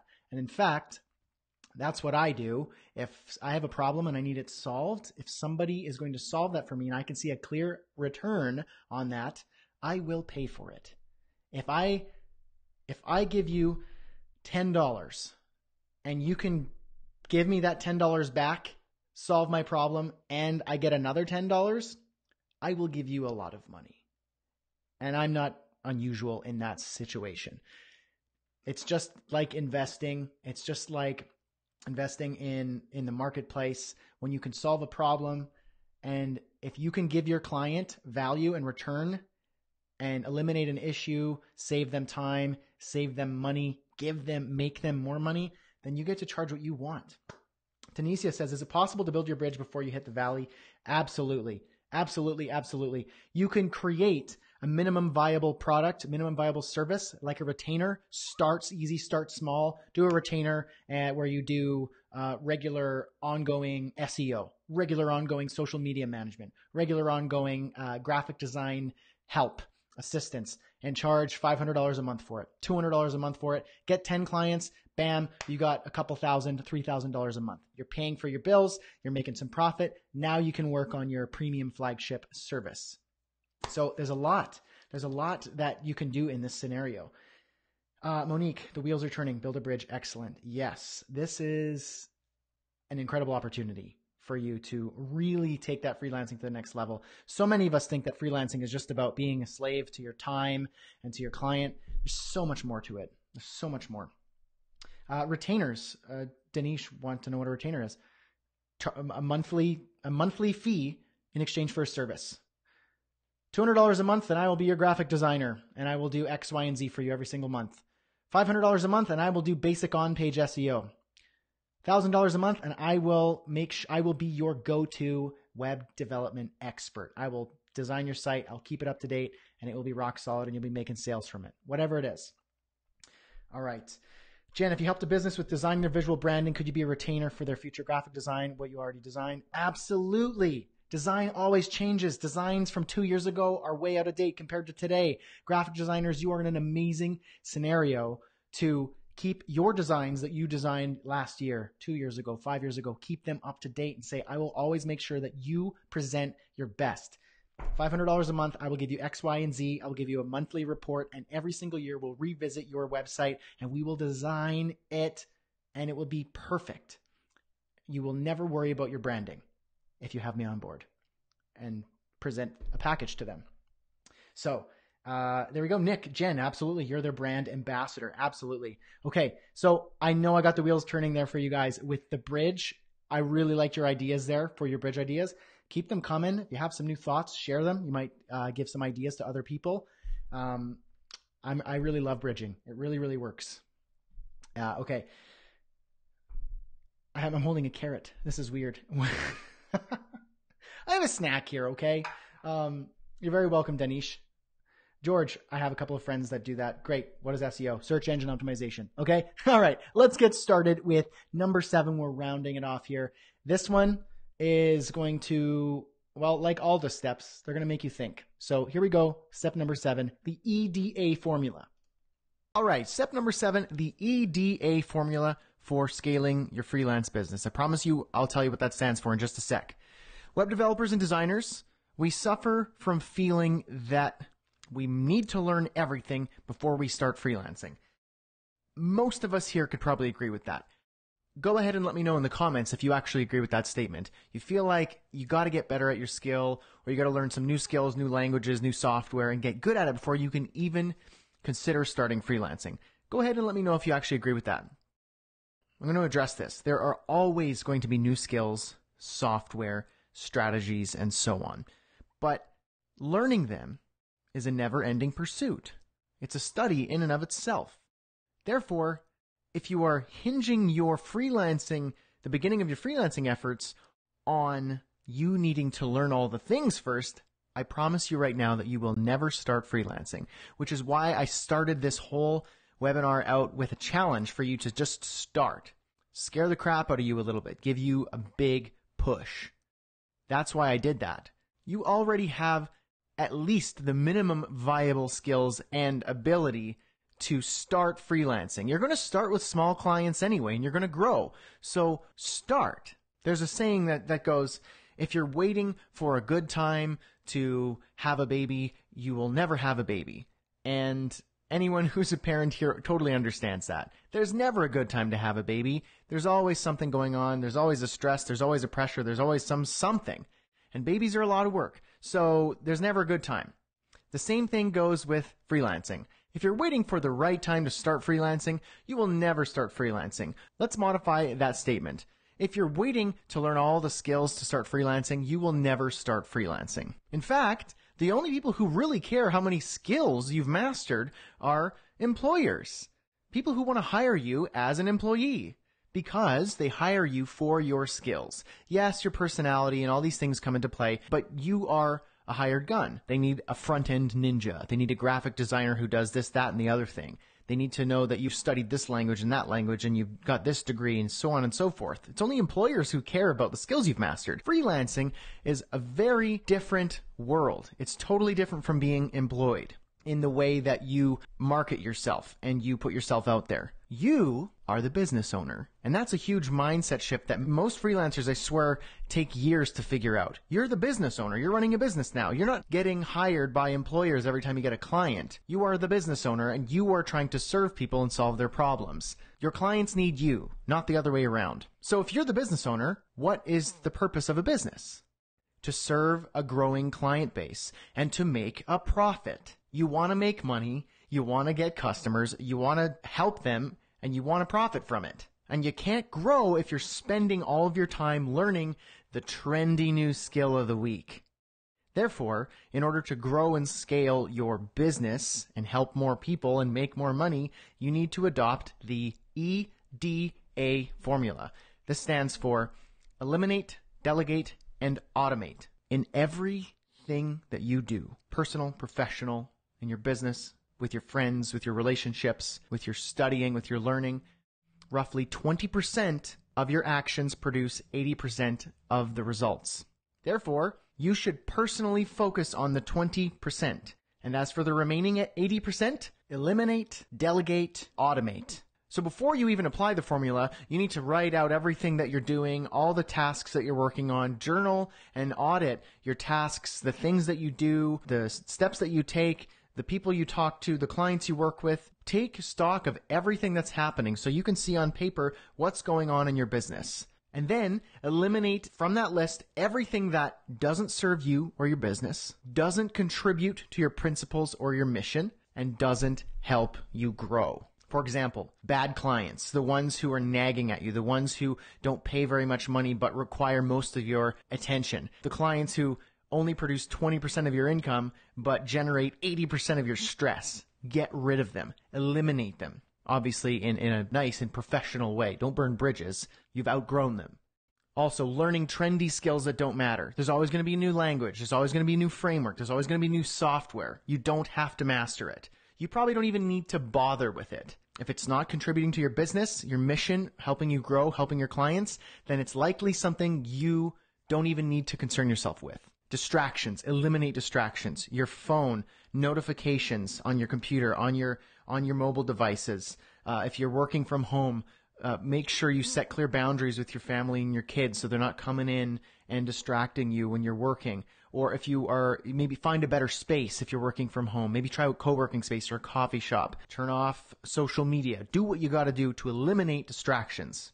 Also, old products and services that don't generate revenue. So if you've been freelancing for a while and you have some products and services and you're continually marketing them, they don't really generate a lot of money. So you're putting a lot of effort, 80% of your effort, and you're generating only 20% of income from those products, those services. Maybe you say, I do Flash or I do this type of consulting, but you only get the odd client from that. Eliminate it. You don't need it. Then delegate everything of that list that you shouldn't be handling yourself, that you don't enjoy doing, or that somebody else could do better than you. You might think you're great at it, but there's probably somebody else who's better. And as an entrepreneur, the trick is not just to be the superstar or the superhero, it's to find the superheroes and have them on your team. For example, if you're a coder, don't bother with design. Hire a designer, a virtual assistant, a subcontractor. There are people in the communities that I put together in my courses in Freelancing Freedom that would be eager to help you and partner up with you. Or vice versa. If you are a designer and you don't know a lick of code, don't bother. Get somebody else. Get a superstar coder who is eager to help you. Hire an accountant for taxes and money management. Use a tool like QuickBooks Online and hook in your accountant. That's what I do. I use QuickBooks Online. All my statements, my income and credit card statements and all those things that are associated with my business, it all goes into QuickBooks. I do some basic management of it. At the end of the tax year, the business year, the accountant goes through, makes sure everything is consolidated and properly done. And then she goes, here, Brad, here's your bill. Done. I don't have to bother with it. Hire a project manager. Get a virtual assistant or a subcontractor, your spouse, a friend, somebody you went to school with. There's a ton of options out there. You can find from bootstrapping a team member to hiring somebody and paying them in whatever way you see fit to help you manage your projects, to help you communicate with your clients, to answer phones, to relay emails so that you can work on the project. So maybe you have a team of 3. You have yourself, you're the director, and you love the coding part. You're the coder. So you code up the custom WordPress sites. You have your project manager who communicates in a beautiful way to your clients. The clients always feel like they're taken good care of.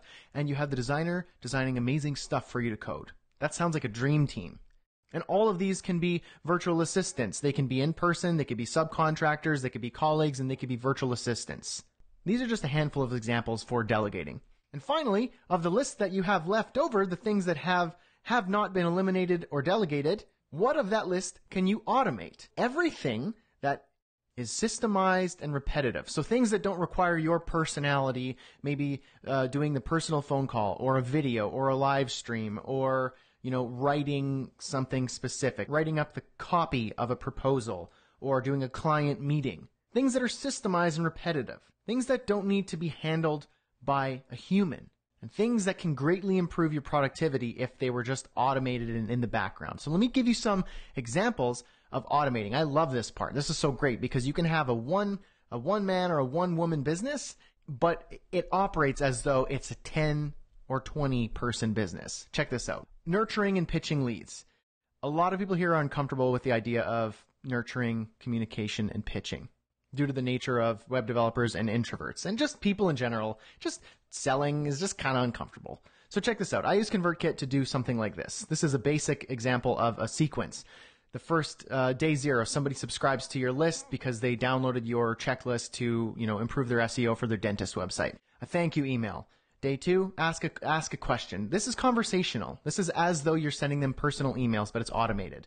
Day number 4, a couple days later, an educational email. A few days later, another educational email, an article, something you wrote, a podcast, a video that you think is relevant to that type of business, the dentist. Day number 12. Educational plus ask for a call in the postscript, in the PS. Hey, I want to jump on a quick call. I'd love to chat about your business. Automate it again, and then use an automated service to book a call. I'll show you that in a sec. Day number 18, educational email. More free value. Day number 22, look at that, educational with a PS to ask for a call if they have not done that yet. You can check with ConvertKit. You can see, have they booked a call with me before? Nope. Do the PS. And day 30, a hard ask. Hey, I'd love to meet with you in person or chat about your business. And the email is not educational. It is just a straight up hard ask, whether that is fill out my request for proposal form, give me a call, let's meet. I'd love to see what I can do to help you. This is over 1 month of you not even having to personally email this person. And this can be done with 1 person, 10 people, 100 people, 1,000 people, 20,000 people. It doesn't matter. It's automated. And you're nurturing and connecting and pitching all automatically. Scheduling calls and meetings. This one is directly connected with the last one. I use Calendly. There's other things out there like You Can Book Me and stuff. Calendly is free, where you can just set the times of day that you are available for whatever. A call, a meeting, a Skype call, a consulting call, coffee, whatever. You put your availability, you send them a link. It says, here's my availability. Book a time that works for you. They choose, let's say, Tuesday, October 10th. And they book you at 2 p.m. because you're available within that hour. You get an email, they get an email, everyone's happy. Done. Automated. You've never go back and forth. Proposals, contracts, and invoices. I use Bonsai. It's a great tool to create proposals, contracts, and invoices. For me, I actually use QuickBooks for invoices, but Bonsai is great for the proposals and contracts as well, where you just fill in the blanks for the proposal, for the contract, and it generates, depending on the contract type, the terms that you fill in, it generates a professional proposal, contract, and invoice. And it's awesome. Check it out. Another one, qualifying leads and gathering project info. I use Typeform to qualify leads and gather project info. So if you go to bradhussey.ca/RFP, there is a form there. It's a type form that I use for anyone who's interested in my clients and my leads. And they fill out all the project details. It's very lengthy because I'm only interested in working with people who are willing to spend time talking about their business. I get to see the budgets that they are looking for and the type of project. And if I'm not interested, I never actually talk to them at all. I say, thank you. I'm not actually interested. Or, great, let's jump on a call. Here's my link, my Calendly link, book a time to chat. Project management. Here's another one. Asana, Basecamp, Trello. There's tons out there to manage your projects. Don't use email. Use a tool like this. It's way, way, way better. Client follow-up and relationship nurturing. You finish a job with a client. Do you just let them drop off the face of the planet? No, they're one of your best sources for ongoing income and referrals. Keep in contact. You don't have to do it personally. You could use automation. When you finish a project, tag that customer or that client with finished project or whatever you want in ConvertKit. Create a sequence that checks in with them every other month, asks them some questions, adds some free value, and encourages referrals, encourages testimonials, and encourages working with you again in the future. Easy peasy, beautiful. It's scalable. It's a one-to-many solution. You can do this for one person. You could do it for 10,000 people. It doesn't matter. So to scale your freelance business, focus only on what matters. The 20% that you do, that only you can do, that you're the best at, your world-class wheelhouse, focus on that, and then eliminate, automate, and delegate the rest. Can I get an amen to that, folks? Step number 7, the EDA formula. Amen. I can get behind that. Wow. D says EDA is not just for freelancing projects. It's great for eliminating noise in life to get better ROI for using up our limited energy where it mints the most dollars. Yes. Time is our most valuable asset. As I said at the top of this live webinar, once you spend your time, you don't get it back. When you spend your money, you can get it back. If you spend your money wisely, you can get even more back. Money is fluid. It comes and goes, and you can attract a lot of it your way by doing the right things, which is what I'm trying to help you do today.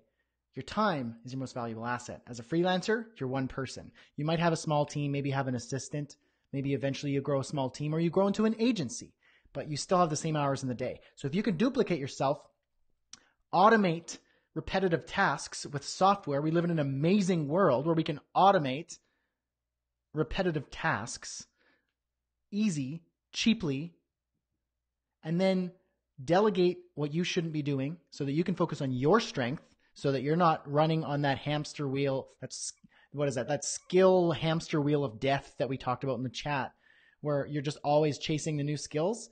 You'll never get off that. You're an employee in your head. I'm not trying to help you become an employee.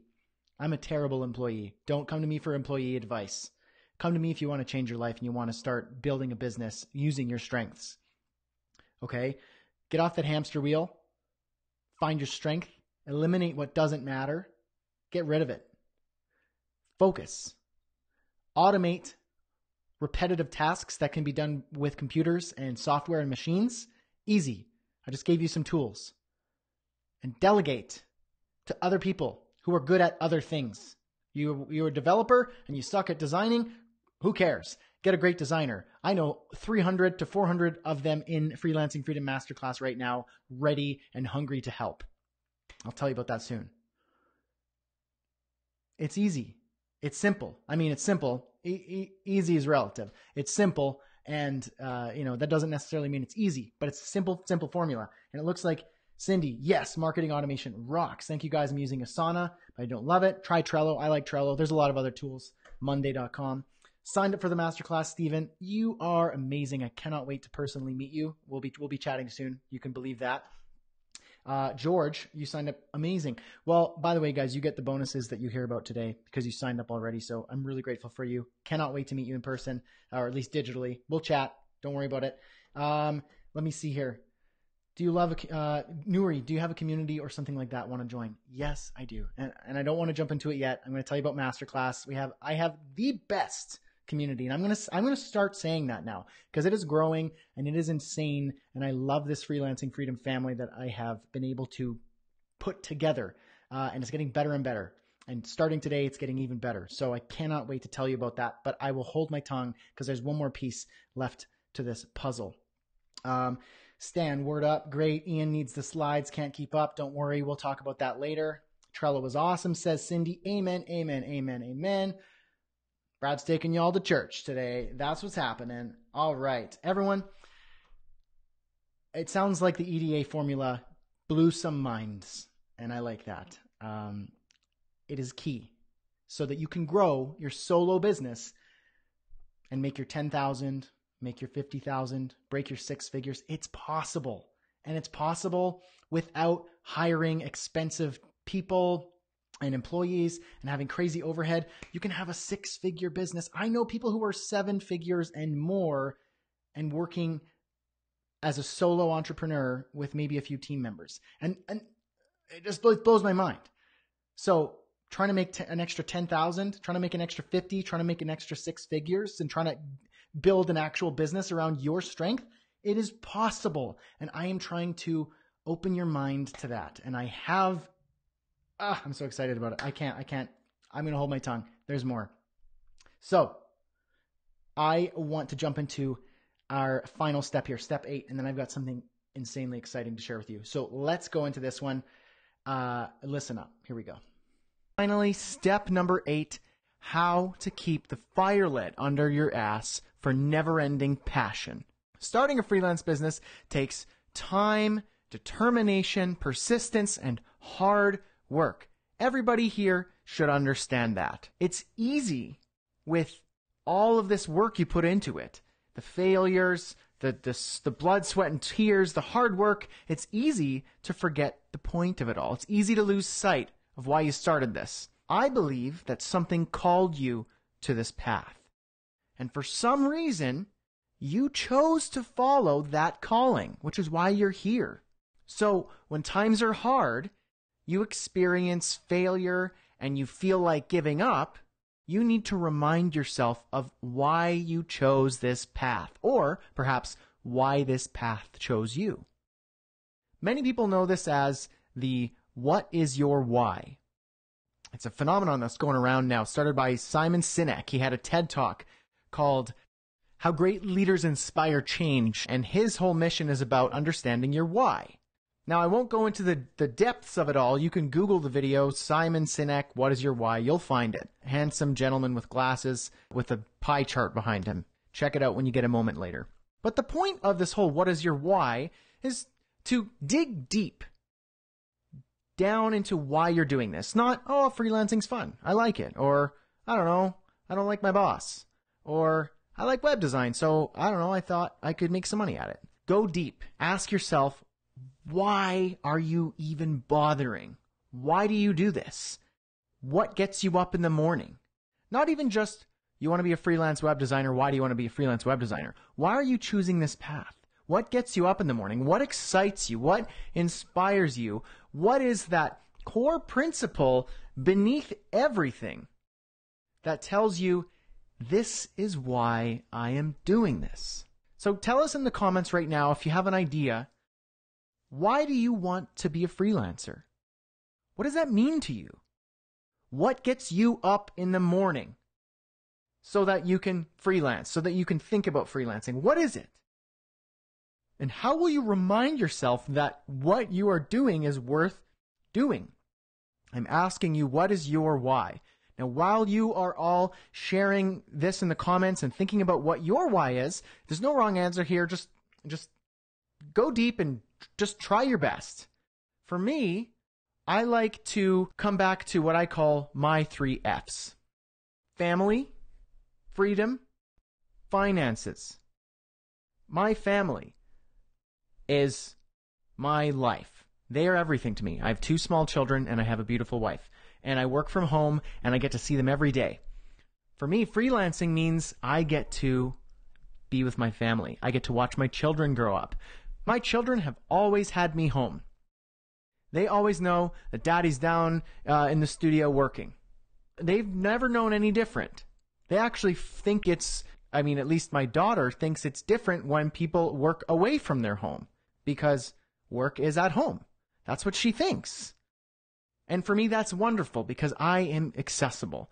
If something exciting is happening, Laura will call me upstairs, I'll run up and I'll get to witness a first. Or I can help her if there's something's going down. Freelancing allows me to be at home with my family, to spend time with them, more time with them. I have friends, and maybe you have friends, or maybe even you understand this scenario where they work all day, they're doing their best, and they commute to work and they commute back home, and by the time they get home, their wives or their partners, the mothers of the children, have to keep the child up just a little bit past their bedtime so dad can put them to bed because they crave to be with them. Of course, they're your child. For me, I don't have to do that. And I'm not trying to rub this in anyone's faces. I get it. I get that is what you've got to do. But for me, I wanted to avoid that completely. I didn't want that even to be an option for me. So I worked my ass off to get myself to that point where I don't have to be away. So that's family. Freedom of choice is truly what it comes down to. I get to choose what to do with my time, where to spend it, what to work on, what to create, what not to create, who to work with, who not to work with. If I should work in the evening because I want to take the day off because it's beautiful outside. I have hobbies like woodworking and playing guitar. So if I just want to take a break and build something or learn a guitar solo or record a song, I have time to do that if I feel like I want to do that. And finally, finances. It's last for a reason. I don't guide what I do based on finances. Of course, we need to pay the bills. We need to make money. We need to save for retirement. We need to pay for food. We need to do all these things. And we want to go on vacations. We want to buy things we like, of course. But it doesn't guide everything I do. It's a byproduct of what I enjoy doing. But it's still in my top 3, which means I don't have an income ceiling. If I want to make more money, I can make more money. If we need to get something or if we need to pay something off and I need a few $1,000s, I can work to do that rather than just waiting and getting the same paycheck over and over and over again. The harder I work, the more money I make. The more people I serve, the more money I make. The better I make other people's lives, the more money I make. Family, freedom, finances. That's my why, summed up in 3 core principles of why I do what I do. So I see that you're sharing this in the comments. I want to hear more of it. Feel free to throw it out there. Now I want to say, everyone who's sharing their why, or if you're just thinking about it and keeping it to yourself, write it down somewhere. Whether you want to share it publicly or put it on your desk, keep it somewhere where you will be constantly reminded. Because you need, when times are hard, when you're pushing yourself and things aren't just aren't working, remind yourself of why you're doing this in the first place, why you're taking the risk, why you're taking the leap, why you are challenging yourself, challenging your beliefs and what other people think that you should be doing. Remember that why. Do not forget it. That is going to be a guiding principle for you as you move forward in your journey to success as a freelancer. Wow, we're getting some wild comments in the chat box right over there. I'm super excited about this.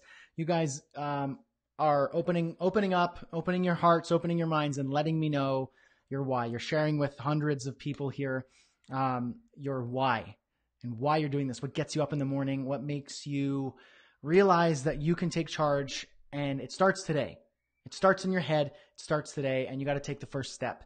And telling yourself, yeah, I'm good enough, and I can do this. I do not want to be an employee for the rest of my life. Somebody here says, I have to find it. Victor says, I'm 41 and I do not want to be an employee the rest of my life. And I said, we are creating entrepreneurs today. That's what's happening. I'm changing the minds of many of you here, helping you realize, yes, you can do this. If I can do it, if others in this chat box, in the community that I'm about to tell you about, if they can do it, you can too. There's no reason why you cannot. If you are watching this on your phone, if you are on a computer, if you have an internet connection, if you are texting on your keyboard, on your phone, if you have breath in your body, you can make this happen. So Shane says, I do it because I don't like being told what to do. On another note, I just started Find Your Why course yesterday. Amazing. I love this. Susan, the ability to live where I want, flexibility to work when I want, play when I want, the money to really enjoy my life and create. Like I said, for me, family, freedom, finances. It's my family. My boy was just up there screaming. And luckily you didn't hear it because I have a good mic and it cancels out noise. They're right there. This isn't some fancy like skyrise metro city office. I'm in my basement in my home that I bought. Freedom, ultimate. It's amazing. If you have not experienced it yet, I want you to taste it. It is amazing. The best. Knowing that I could do what it is that I want. I have ultimate freedom of choice, of time, what to do, who to do it with, what to create, what not to create, who to say no to. If you missed the beginning of the webinar, I just recently, a couple of weeks ago, said no to a $50,000 web design project. They asked if they invited me to propose on the project, and I said no thanks. I'm not interested at this time. It doesn't fit within my schedule, and I will pass. But what happened is they took me on as in an advisory role, and I charged them $1,000 for one single afternoon to help them interview their candidates and help them choose who's going to do the project. So I got an even better power position. I got a great connection out of it, and I got to learn from the other side of the table what the people on the other side of the table who were hiring us designers, developers, coders, graphic designers, and consultants, freelancers, what it is that they're thinking. So family, freedom, finances. It's amazing. Thank you for sharing your why. I'm loving this. Honestly, write it down. Scratch it down on a piece of paper right now and take a picture of it on your phone. Set it as your locked screen on your phone so you see it everywhere. I want you to see your why everywhere. I want you to see why you're doing it, and I want you to see your goal. I want you to see that freedom that you deserve. Everybody here, you deserve that. I want you to see that every single day. I want it to be in front of your face so that you can make steps every single day to achieving that. Okay. Aleem, you're a really good presenter. Thank you very much. Keep it up. I appreciate you. Okay, folks, this is where I want to round this off, and I am incredibly excited to let you know about this next segment. Please pay attention. This could potentially be a massive, and I don't say this lightly. I'm not saying this to be like glitzy or anything like that. I honestly believe with all of my heart, I've created something that is working really well for people like you, and I want to share it with you. And please hear me out. please listen, pay attention. Don't drop out. Don't be that person who just goes away because you go, oh, okay, oh, it's just a course or anything like that. Listen, hear me through. I only need one chance from you. And if I don't change your mind or give you something to work with, if this hasn't convinced you to stick around, then I don't know what's going to help you. So please stick around. Listen up. Here we go.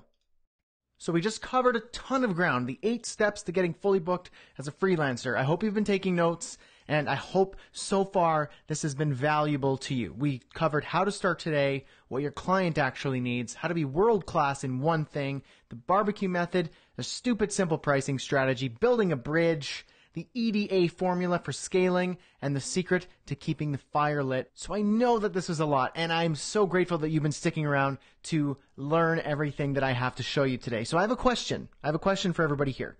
Why did you show up? I want to know why you showed up today. Let me know if any of these resonate with you. Maybe you have no freelancing experience and you have no idea where to start. Maybe you're nervous to start because you're afraid you're forgetting something. Maybe you're not confident in your skills and you feel like they're not worthy to charge somebody for. Maybe you're introverted and feel it holds you back from getting started. Maybe you're super busy and you don't know how to fit freelancing around your schedule. Let me know if any of those resonate, if one specific one stands out, or maybe a combination, or maybe all of them. I want to see it in the comments. Let me know. I'm watching those comments there. So far, you have the 8 steps to get fully booked as a freelancer. But what if you need that extra help, that hand-holding, the accountability to put those steps into action? Well, this is why I want to let you know about Freelancing Freedom Masterclass. It's my signature course, completely rebranded and better than ever. It's a masterclass for web developers and web designers who want to launch and grow a profitable freelance business. It all boils down to a simple 3-step system. Step 1 is the training.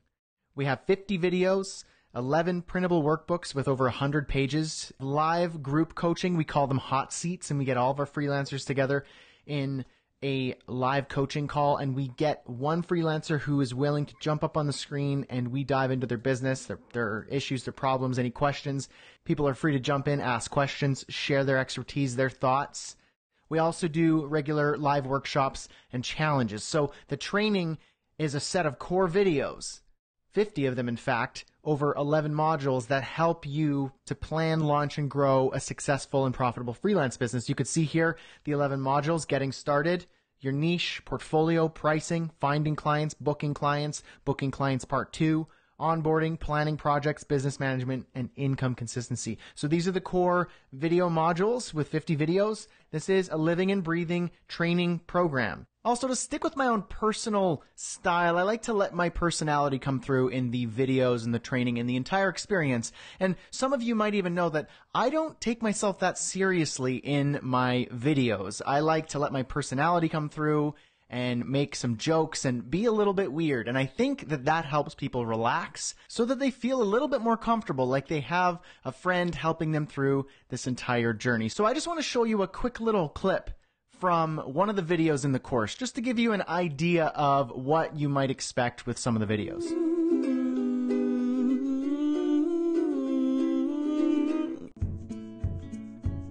You see, not all feedback is good feedback. If you don't give your client guidelines on how to give good feedback, you'll always end up making the logo bigger.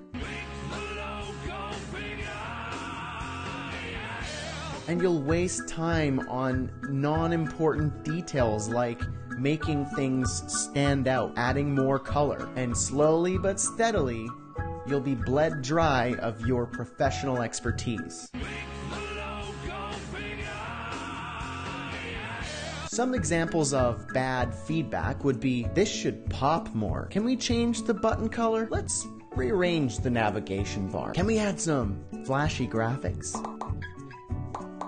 How about we throw in like a soundtrack in the background? Can we add some sound in the background? I mean, I was just on a vacation, and they have this beautiful instrument that makes sounds, and I just want to put some in the background there. Can we just do that? Can we just something like this? No, you cannot. Well, I broke it. Remind them of the goals of the project. and how your design decisions help get them closer to their goals. Yes, much better. Which brings me to the second part of the system. Accountability. Accountability is everything. I can give you all the best videos and everything that I think is great training, but it will just sit on the shelf somewhere in your hard drive, gathering dust and clogging up your hard drive. You'll never get to it. I see it all the time. I even do it with some courses. You get excited, you join up, but you don't do anything with it, which is why I have accountability. It's a huge part of it. We have a private mastermind in Freelancing Freedom. They're your freelancing family. We do regular email check-ins. You have access to myself and my team. You get a Slack workspace and a Facebook group. You could join both or one or the other, whatever your personal preference is. And myself and my team, we check in with you, even other freelancers. We have freelancers who are veterans in this course, and they almost feel like they're a part of the team as well. And you can look to them for advice and guidance. So accountability is incredibly important to make sure that you personally, on your own unique journey, are actually getting something out of the course. And finally, step number 3 is resources. So I've put together what I call the new freelancer toolkit. It has everything from email scripts to workflows to checklists to fill in the blank scripts that you can use for communicating with clients, for setting up email sequences if you want to use automation, a list of all of the job boards that you could be checking out to be getting your first, second, or third client, or if you need to fill in the gaps with some extra side contract work, those job boards are there for you. Software suggestions, a list of all the tools, books, and resources that I personally use, and so much more. So altogether, step 1, the training. Step 2, the accountability, and step 3, the resources. Students in the course actually see results. You might be asking, does this course actually work, or is it just another online course? This, for me, is my baby. This course, like I said, is my signature masterclass, and my students actually see results. This course has been out for a few years now, actually, which blows my mind, and people see results. They send emails, they send me messages, and they let me know, wow, I did this thing you said, I tried this exercise, I did that challenge, I watched that module, and this happened. And of the students who have reported earning income and booking clients as a result of taking the course, we've estimated over $100,000 in paid clients since the first launch of this course in 2016. But don't take my word for it. Here's what some of the students... Hi, I'm Brent Bird, and I run a freelance business out of Sandy, Utah called 279 Design. I'm Sean Mitchell, and I run a freelance web development business in rural Nebraska, USA called Citizen Pixel Web Solutions at citizenpixel.com. My name is Mark Gorman and live in Scotland in the UK. My name is Dan Horner, and I operate Horner Development out of Overland Park, Kansas. Since I started freelancing, the biggest struggle that I faced was getting started. Being completely clueless about running a business. I'm 52 years of age. I'm trying to get ready for when I transition out of the corporate world and launch what I'll call my encore career. I had to overcome a lot of fear, a lot of personal doubts. I had no idea about contracts or financials or finding new leads or anything like that. Well, I needed a coach. I needed someone to get me started in the right direction. Since I started Freelancing Freedom course, I have been able to overcome a lot of those struggles. By learning about how to find new clients and how to manage my business. And since joining the Freelancing Freedom course, I've had 3 paying clients. I've been able to use the trainings within the course to find clients and to begin to build my business. Actually, I've booked 5 or 6 different clients now, and I've made almost $10,000. And I've booked 2 clients, and I've earned $1,000 since I joined the course. It's not an easy course, but if you're prepared to put the time and effort in, you will see results. So regardless of your motivation for wanting to become a freelancer, I'd like to encourage you to let Brad guide you along that journey. Thanks to the Freelancing Freedom course, I have confidence in knowing that I can do that. I know it's helping me. I certainly would hope that it would help you. I'm excited to see what happens. Best of luck to you in your freelancing career. Hope to see you there soon. And these are just a handful of students in the course who have been seeing results and who have spoken up and shared that they have been knocking it out of the park. We're here for you, and I want to see you as a success story on this screen right here. So officially, the Freelancing Freedom Masterclass doors are open, and they are closing down Monday, November 12th at midnight. And you can check it out at freelancingfreedom.com to get all of the information, read through the entire page, and see if it is a fit for you. I'm confident that if you are still here, that you are curious about it, that you might be a perfect fit. So go ahead, freelancingfreedom.com, and read through that. So we have two options. We have Masterclass and Masterclass Plus.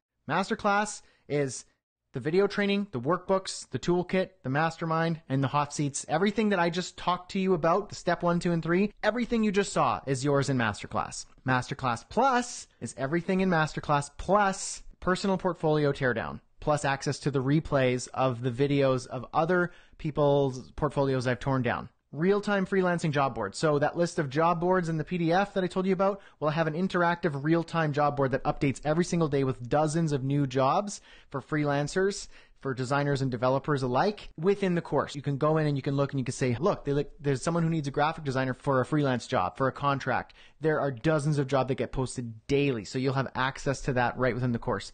Also, you'll get a one-on-one private coaching call with me. If you want extra accountability, if you want me to check in with you, if you want to book a time with me on your own schedule, we'll coordinate times automatically. I use Calendly so you can see the times I'm available to chat. We'll jump on and we'll chat. I've talked to a good majority of the students in the course personally, and I want to be able to have private coaching with you. If you feel like that's something that's going to benefit you, then Masterclass Plus is a good option for you. But here's where things get really exciting. For you live webinar attendees right here, right now, I'm going to throw in a crazy bonus that I have never offered within this course before. I'm going to include my Brightside Studios branding overhaul. Brightside Studios, for those who don't know, is my company. It's the company that I operate under for my freelancing clients, for web design, WordPress projects, consulting, branding, strategy, marketing, and more. It is who I serve my clients as. And I wanted to try something totally different with this launch, specifically with this live webinar. When you join live here on the webinar, I'm going to throw this in completely free. And my Brightside brand overhaul is a new package that I've put together that I would offer only my clients. This is something I'd offer my clients who want to get started with me, or my longtime clients who are looking for a complete overhaul with their brand and their strategy. And what it is you get a bird's eye view, a roadmap, an action plan, personalized, customized action steps to improve your branding strategy, in your case, as a web designer, as a web developer, as a freelancer. The brand overhaul is completely next level. You and I will jump on a brief road mapping call, and this will be done in front of the students of Freelancing Freedom in a live call setting via audio or video, depending on which you're most comfortable with. And we will deep dive into your business, your specific situation, your specific scenario, and what it is you struggle with, what you're trying to overcome, the problems that you think you're having, and where you'd like to be. Again, you can share as much or as little as you feel comfortable with in the live session. We can also have a private call if you feel most comfortable doing that. And we'll go deep into top to bottom, what the problem is, where you'd like to be, and the marketing, the strategy, the branding, everything from the design to the copywriting, your approach. We'll dive into those, we'll pick them apart, and I will help you rebuild them so that you have something concrete to go off of to improve your situation. And when all is said and done, you're going to be delivered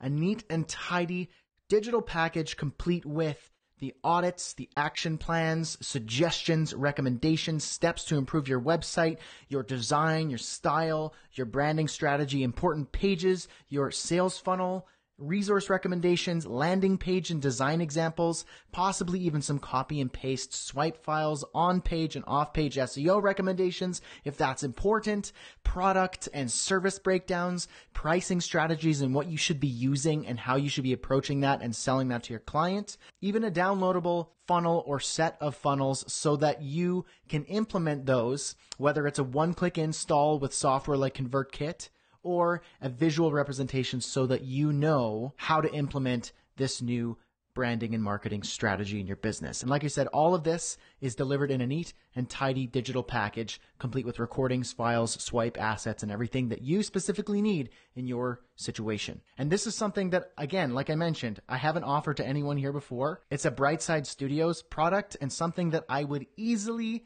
charge at least $5,000 for. I would ask my clients to give me 50% up front. We'll have a road mapping session so that I'd get $2,500 up front and then $2,500 before I send them the final recommendations. And this is minimum. I might even charge more depending on the size of the client. So this is a premium service, a premium product with branding guidance top to bottom. And this is what I'm going to throw in for you when you join Freelancing Freedom Masterclass on the live webinar only. The total value of this entire package with the Masterclass, everything that comes with it, the Masterclass Plus package, should you decide to choose that one, and today's live webinar bonus with the Brightside Studios brand overhaul, taking all that into consideration, the total approximate value is north of $9,000. But of course, I'm not going to ask you to pay $9,000 to join the course. So here's what I can do for you. The regular everyday price for Masterclass is $895 or $1,295 for Masterclass Plus. But since we're opening the doors right now, I'm incentivizing you early birds with $300 off Masterclass and $400 off Masterclass Plus. If you're on a budget, but you're ready to invest in yourself and finally get started on your business, I've got an amazing payment plan for you. You can start today with Masterclass for just $59.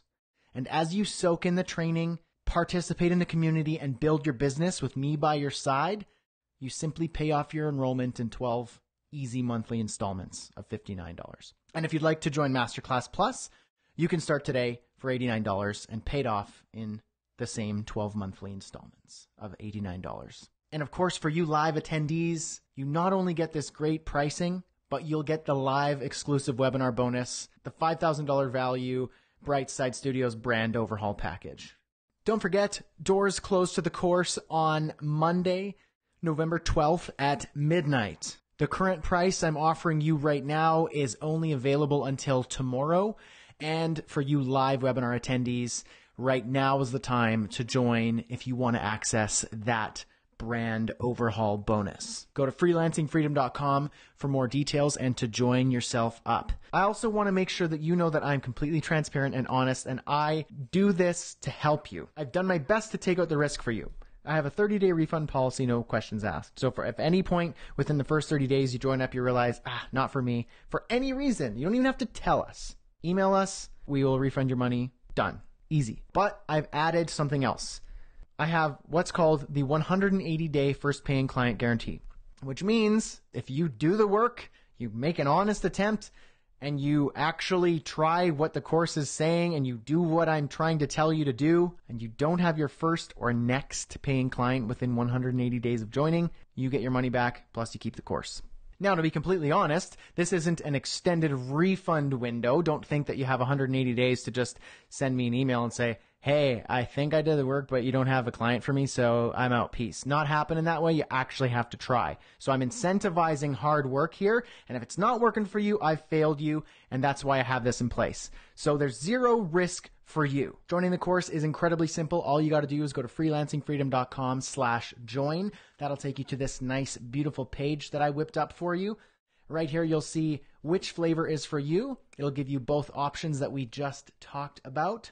And you can see here, if you want to join Masterclass for the payment plan, all you got to do is click Get Instant Access, and you'll be taken to the checkout page. I'll show you in a second. If you want to save some cash up front, you can click this link here and pay in full. The same goes for Masterclass Plus. You can review the product here. You can see here, Get Instant Access. You'll check out with the $89 payment plan. Or if you want to save some cash, you could pay in full and click this link right here. Let's say we chose the payment plan for Masterclass. Here's your checkout page right here. You could see your order summary right here. If you happen to have a sneaky coupon code, you could throw that in right there. Account information, simply add your email address and your name. I encourage you to click Agree to Instructional and Promotional Emails. That means that you will actually receive the emails from the course. This is important.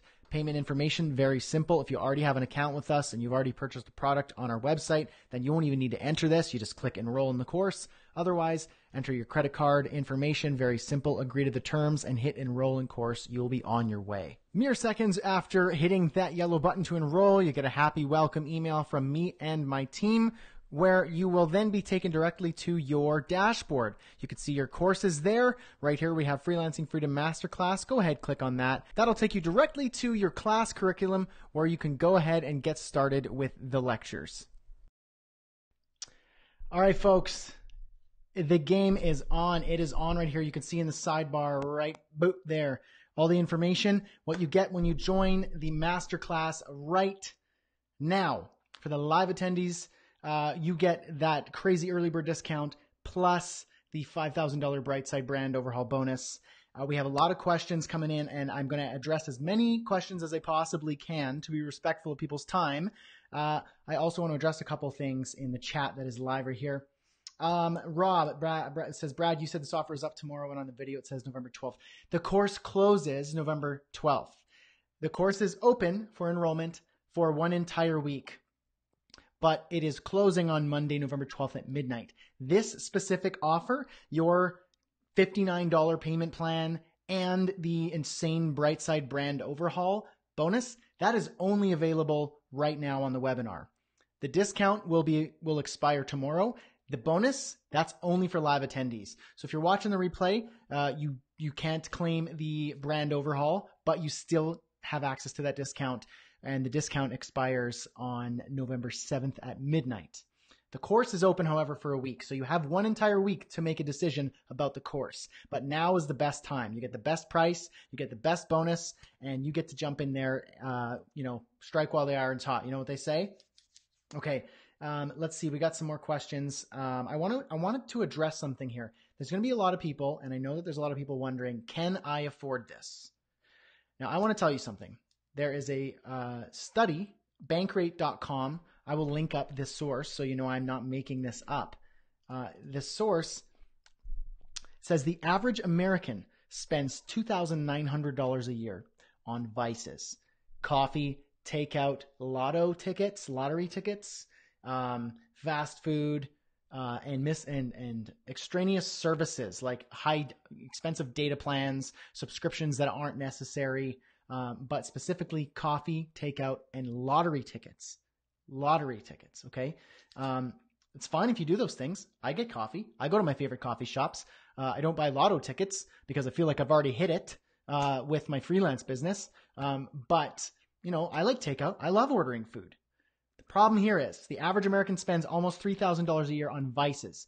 And in fact, it is the cash-strapped Americans who spend a larger percentage of their total income on unnecessary expenses. So you have two options here. If you say you cannot afford it, if you absolutely cannot afford it, you have no way of paying, and it's not an option for you, then then you can't. You can't get in there. You might need to find a way to get started. I have plenty of free stuff. This webinar is a great place to start, and check out my website. There's tons there that's for free to get you started. I don't discriminate in that way. This is about the course. This is about the masterclass. This is about those of you ready to take it to the next level. So if you're thinking you can't afford it, but you're here on your phone, you maybe fall under that average American who spends almost $3,000 a year, $2,000-3,000 a year on extraneous vices, you have two options: minimize or eliminate your vices. Do you need takeout? Do you really need takeout every week? That latte, that coffee shop, the lotto ticket, booze, your huge data plan, Netflix, whatever it is. Do you really need those? Can you eliminate something? Can you minimize something? Second option, invest in yourself so that you can improve your financial situation. And right now I'm giving you an opportunity to invest in yourself and improve your situation with very little risk and for the cost of the latte and lotto budget. So honestly, can you afford this? Honestly, how can you not if you're in that specific situation? So, and I put that link in there so you know I'm not making that up. Okay. I want to address some questions here. Zachary just signed up, ready to learn. Bam, ring the bell. Zachary's in. I love it. Amin, where are the bonus download links? You will get sent personally an email. We'll send you an email to claim bonuses and to understand how it is that you claim your bonus when you join up. Michelle signed up, so stoked. No, I am so stoked. I cannot wait to meet you in there. D, do you help in forming accountability buddies within 12 months, depending on their field of interest? Can you talk about it? Yes, I can. D, I can address this. The 12-month payment plan, you have access to the course for life. It's yours forever. Once you're in there, you are locked in. The 12-month payment plan is simply my way of saying, I understand that you're trying to budget something, and if you can't afford an upfront payment, then here is a way to pay it off. It's an installment plan to make it easier for you on your wallet over the course of 12 months. It's not you lose the course in 12 months. It's yours forever. So long as you pay up your account, it's yours. It's all yours. Once you lifetime access. I'm not taking that away from you. That's yours. Alea says, if you signed up, please allow until after the live to see your bonuses. Yes, this is a manual. We're going to manually grant you access to your bonus. So please be patient with that. I'm so excited to have these people. Mike, free is my budget. Sorry, man. Mike, if you can't fit it in there, that's totally fine. But I do want to challenge those of you who feel like this might be an extra expense on your wallet. Keep in mind that if you are a part of that, if you are, and I'm a part of that study too. I'm not American, but North American, I'm sure it's the same. If you're spending money on takeout, if you're eating fast food, if you're getting that latte, that coffee budget, that lotto ticket, the booze, the vices, the huge data plan, Netflix, if you're spending money on those things, those are expenses that are just mere pleasures, modern pleasures. You don't need those. What you do need is to improve your situation. And I'm giving you an opportunity to do that. This isn't an expense. If you see this as an expense, then I either did a really bad job of explaining it to you, or it is not for you, and I cannot help you. And no course can help you. But I don't want that to be the situation for everybody here. I want to actually change your mind about your ability, and I am confident Freelancing Freedom Masterclass is that. I have a generous refund policy, 30 days, no questions asked, and a first get booked in 180 days. I've already got people booked today on a free webinar. What do you think I'm going to do in a paid course? You give me some of your money. What do you think I'm going to do with that?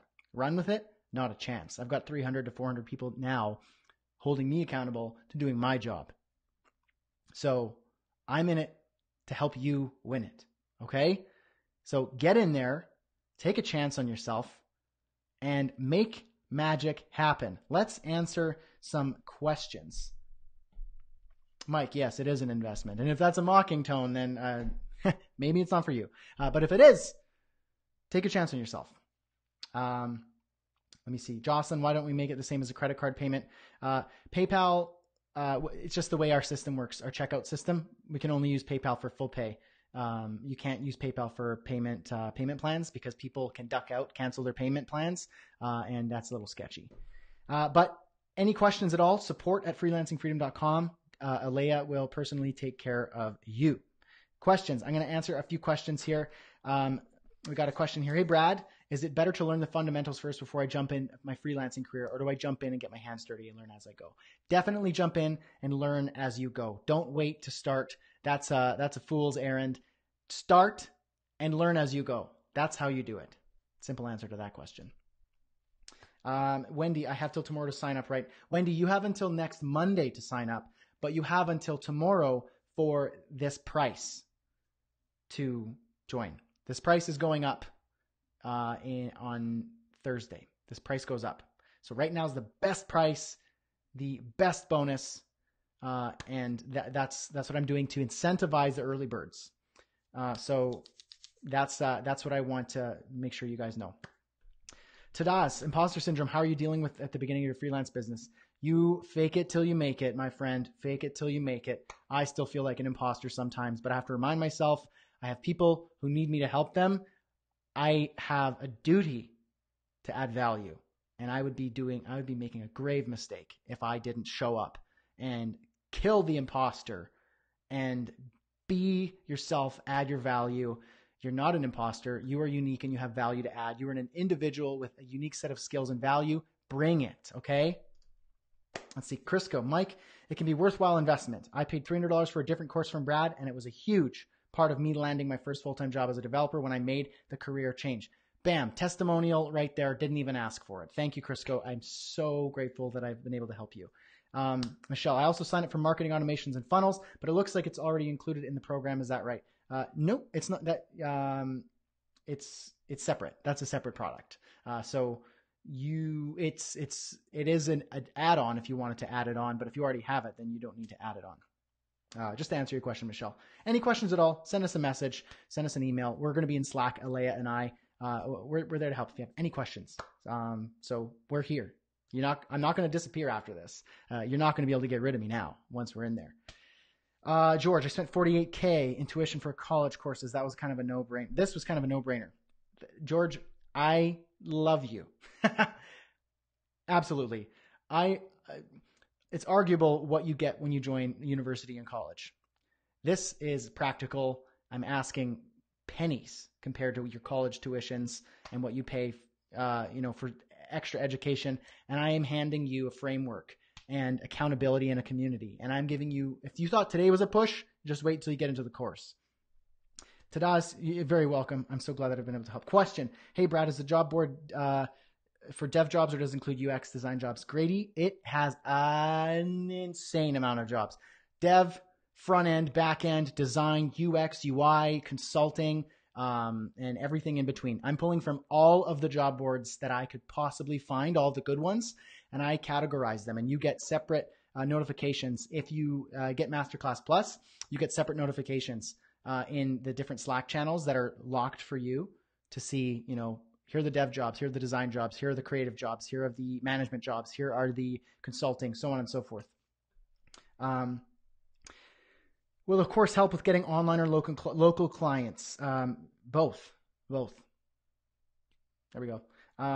Cindy, thank you, Brad. I appreciate your time and honesty. See you in FFM soon. Yes, and you're already using the abbreviation. That's how I know you are locked in. Thank you so much, Cindy. Grateful for you. Cannot wait to meet you. Cannot wait to see what you can do. Mike, I took his poisoned course, the poisoned PHP. Amazing stuff, investing time. Can't get that back. Yes, I'm here to help you. I'm here to help you maximize your time so that when you spend it, you can make more of the time that you get. Automating yourself, duplicating yourself, triplicating yourself, if that's even a word, helping you grow a business so that you can make more money, have more freedom, and spend more time with your family. Brad, you rock, says Stan. Thank you. You rock it so hard, it hurts. Thank you for the value you give us and your positive, fun way of bringing it. You are awesome and inspiring. Thank you, Stan. I really hope to see you in the course. If it's a good fit for you, I really would love to see you in there. Paula, thanks, Brad, delivering more than promised, and for your enthusiasm. I love this. This is awesome. Thank you. Let me see. A couple more questions here. Monique, the issues of price and scope. What is the best way to address that? Clients always want to add to the scope of the project. How do you handle that? Thank you. You define the scope from the get-go. You very hard and fast about it. You get it in writing. Use something like Hello Bonsai is a great tool. Dubsado is another great tool for setting up contracts and scope. Define it. Give them packages to choose. So if they want extra, they pay extra. It's just how it works. You be hard and fast. You be unapologetic about your boundaries. They will respect you for it. And if they don't, they are a garbage client. There you go. Let me see. Jocelyn, can I really start freelancing when I'm just starting in web dev and still learning? Thanks for the answer. The answer is absolutely yes, 180%. I am confident about that because when I started freelancing, my first $595 client, I knew 2 months worth of HTML and CSS. I knew nothing at all. And I got a $595 client. And I learned as I went. And my best training was getting clients and learning as I went. So there is no excuse for anyone here who thinks that they don't know enough to freelance. That is an absolute lie you're telling yourself. And I'm going to break those misconceptions down hard. If I haven't done it already, you will certainly find that out in the course and in the community. Get in there. I'm hoping to see you in there, Jocelyn, and everyone else. Let me see here. Mike, I'm struggling with how little I should include in the website for my business. What are your suggestions for minimum info needed? Contact, yada, yada, yada. I have a huge portfolio workshop in the masterclass, and we talk about these in live sessions all the time. But to give you a little tidbit, you don't need a lot on your website. You need information. You need something valuable to add to get an email address, serve them in an email automation or in a follow-up phone call. Very, very basic. You shouldn't be marketing just with your portfolio. You should be marketing with your heart. You should be meeting these people. You should be adding value. That's the best way of getting your first client. Let me see here. Steven, I'm on CSS3 in 30 days. Boom. Thank you so much. I love it. Nick, what does Nick say? Someone's excited about Nick. Do we have a graduation ceremony after completing the course? I love that. The bigger that this community grows, the closer we get to in-person stuff. And I'm not even lying about that. We're in our infancy with 300 to 400 people, and I'm hoping even more after this launch.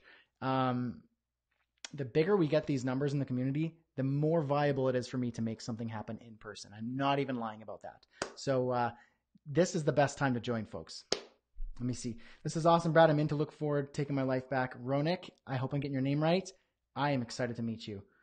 Yes, I took that as well. Says Cindy, amazing. What's the difference between a web designer and a web developer? That is kind of like Canon versus Nikon, chicken and the egg. That is a hard question to answer. Web designer, more creative. Web developer, more techie. You know, and it's a rainbow. It's a rainbow. Okay, we're all in a rainbow. Okay. I hope that answer was good. Let me see here. Brad, after all said and done, do you actually have any spare time for yourself? Sometimes it's hard to find it, but the truth is I actually only work 20 to 30 hours a week. So I could really crank out more hours if I wanted, but I work 20 to 30 hours a week.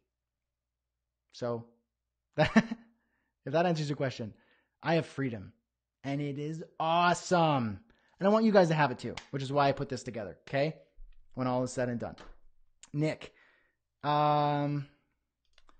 says, what are your thoughts in regards to social media in relation to freelancing? I'm hopeless with Twitter and Facebook. Both accounts have been dormant. I never know what to say. Don't worry about it. Get a client. Get 2 clients. I didn't Twitter at all. For my freelancing, I don't, like, you could find the Brightside Studios Twitter account and there's like 10 followers. I don't know, maybe more now. And I don't use that for marketing. It's a waste. It's a detail that doesn't matter for getting clients. If you want to incorporate it into your strategy, if you're a social media marketing manager and you want to sell that on a retainer, great, you can do that. But you don't need to worry about that, okay? Rob, I like rainbows. Me too, especially double rainbows. They happen more often than you think. Brittany, thanks so much for taking your time to do this webinar. I am honored. I'm absolutely honored. Was very excited about today. Real graduation with real work potential. Hey, D, I like that. Diana says, Brad, is this course good for graphic design and as it is for web design? It is not for any specific type of craft. It is for whomever is a freelancer on the web. I use examples as web developers because that's kind of my craft, but I'm also a web designer. I design all this stuff. I do all my own design stuff still. So web designers, graphic designers, consultants, web developers, you are welcome. I do use a lot of web dev examples, and we have a lot of web developers in the course and the community, but we've got almost 400 people at this point. We've got a lot of people that are not just coders. So it's not a coding course. Absolutely not. If you're expecting a coding course, you are going to be surprised. No coding involved. Okay. We do have powwows where we can code some stuff together and get a little group together, but this is a business course. Wendy, thank you, Brad. Husband and I are watching. Hi, Wendy's husband. He's very interested in learning how to get clients for his business. Boom. I hope I can get both of you guys in there. Can I be in touch after the webinar regarding pricing? Says Susan. Absolutely. Send us an email, support@freelancingfreedom.com. Let's see. There is going to be a replay. Absolutely. This is a jumbo webinar, by the way. We've been here for 2 hours and 37 minutes. You guys are crushing it. Those of you still here, I expect to see you take a chance on yourself. Honestly. If you can get to that website and you can lock yourself in, I promise you, you will be blown away at what it is that, boom, I've created and what we are creating as a community. Take a chance on yourself. Take a chance on me. I only need one chance, and you will know. You will know if I am it or if I am not, and you get to make that choice. I'm not locking you in anywhere. So I had to let you know that. Grady, boom, enrolled. Thank you. Ring the bell. Ding, ding, ding. Amin, how much PHP should I know? 0. You don't need to know PHP to be in this course. What? This isn't a coding course. Meeting to go to now. Monique, I hope that's a client meeting. If not, we will get you some of those in the near future. Course is for freelancers. Yes. Vicky signed up. FFM for the win. I'm loving it. I am loving this. Okay. Roberto just set up a hosting package. They paid. Don't pay for yourself. Could cause all kinds of problems. There you go. Andre, I'm 15. Do you think clients would take advantage of my age? Really depends. Business doesn't discriminate against age. whether you are 15 or you are 90. So we have freelancers in the course who are really 60 plus. Now, I don't know the legalities. I don't think if you're under 18, if you're allowed to do these sorts of things, plus you don't have credit cards and stuff. But I hope that this has been valuable to anyone who is underage. Tadas, are those slides today available for download? I don't normally give them out because I want you here live. But if you really need them, get in the course.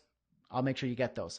But if you can't join the course and you really, really need them, send us an email at support at freelancingfreedom.com, and I'll see what we can do.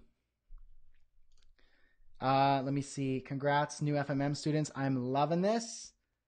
Oh my gosh. Brad, I've been freelancing, says Stan, for the past 10 years, and I'm here because you're awesome and inspiring. Thank you. But also to improve my freelancing. I do that sometimes, and because I'm re-niching, basically stepping away from services I don't enjoy, adding new ones. Is Masterclass suitable for me? Absolutely. Absolutely.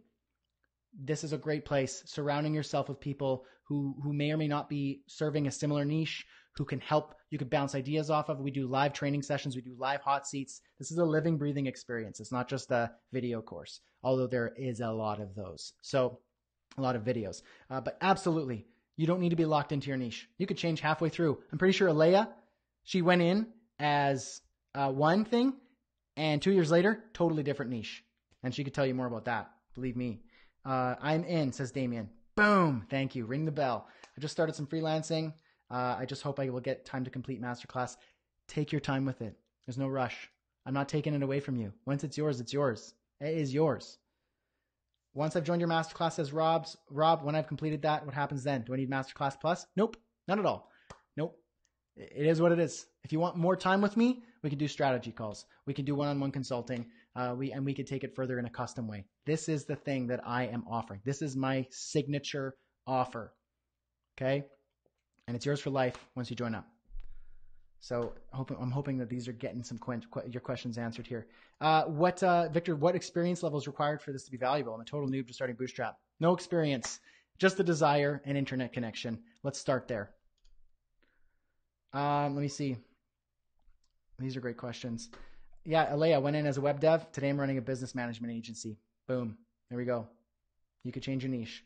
So folks, let's see. D, do we have opportunities for strategy, content management in the job board? Absolutely. There is an insane amount of strategy, content management, consulting. There is a wide array of jobs available there. It depends on what the market is looking for. And it's there. Every single day, dozens of stuff posted. Remember, that is in the Masterclass Plus. And if you change your mind, if you get in Masterclass and you want to be able to access the job board dynamically every day, send us a message. We'll work something out with you, no problem. You are by no means locked in. Stan, thank you. Jocelyn, is Masterclass just a full mentoring? It is a video course built around core training, 11 modules, 50 videos, 50 videos, with weekly email, a community on Slack and Facebook, mentoring in this form of group coaching. And depending on if you're in Masterclass Plus or you want additional training and coaching one-on-one, we can make that happen. It is a living, breathing experience. It's not just a video course. This ain't no $10 Udemy course, folks. I can guarantee you that. This, and many of you most of you have probably gotten results from my Udemy courses. So this is next level. This is what I dedicate my passion to. Okay. Let me see. Do we have opportunities? Can I get some of your technical coding courses from Code College as a bonus? We do have a Code College bonus coming up on the weekend. But like I said, now's the best time to join. So, okay, folks, if you have any more questions, throw them at me. Otherwise, what I'm going to do is I'm going to give you some free gifts right there. See that? Your niche profitability tool and your product and service workbook, those are yours for free. Those bit.ly links should get you direct access to them. We've had in the past people breaking my website because of the flood of traffic. So this should eliminate that problem, I'm hoping. Grab your niche profitability tool. Grab your product and service workbook. It is theirs. It's yours for free. It is there, totally free. If you can't join the course and you can't make it happen, you can't afford it, and you can't retweak some of those vices that we talked about, get rid of the coffee, get rid of the takeout, and enter Freelancing Freedom Masterclass. Invest in yourself. If you can't make that happen, then at least do this. At least do this for yourself right here. Grab the niche profitability tool. Grab the product and service workbook. Mike, Bootstrap WordPress graduate. Love it. That's awesome. How much time should I set daily for the course since I'm a web developer in a company? As much as you want. The more you put in, the more you get out. 5 hours a week, easy. Hour a day, 30 minutes a day. When you go to bed, watch the video, listen to the videos, join the community, participate on your lunch break on the Slack workspace. It's there for you, okay? Do what you need. There's no rush. Here, Elia is linking up those bit.ly links in the chat there. Everybody, I really appreciate you. I'd like to close this up to be respectful of your time. We've been almost here for 3 hours. So you are amazing. Debbie, I joined Masterclass in June. It's very different now. Is it very different now? And I'd like to Access Plus. Can I upgrade? Debbie, you absolutely can upgrade. Send us an email. We'll make that happen for you. All right. Everybody, again, thank you so much. You don't have to leave the chat. It doesn't eliminate the chat when I close this up. You're free to chat in there and hang out for a little bit. Send us an email if you have any questions. support@freelancingfreedom.com. Otherwise, freelancingfreedom.com. Right now is the time to join. I cannot wait to absolutely. If you thought this was 10x the value of your time, Freelancing Freedom Masterclass will be 100x the value of your time. And you hold me accountable to that. And I will hold you accountable to that. Believe me. Folks, I am blessed to have you here. Thank you so much. I'm grateful for you. I hope today blew your socks off and is the catalyst for change in your life. I would be honored to be a part of that. Thank you so much. I'm going to close this up with a nice inspirational video, and then I'd love to see you in the course. So again, thank you, everybody. God bless. Cheers. Much love. And here's to your true freelancing freedom. It's the ultimate freedom, and I want you to have the same.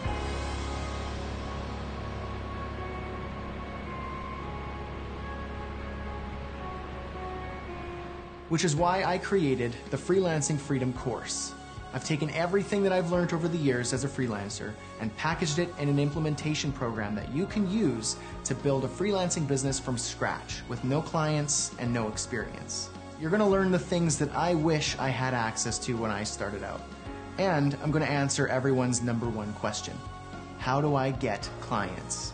We'll dive into details like how to build a sales funnel for your freelance business, how to plan and deliver projects from beginning to end on time and on budget.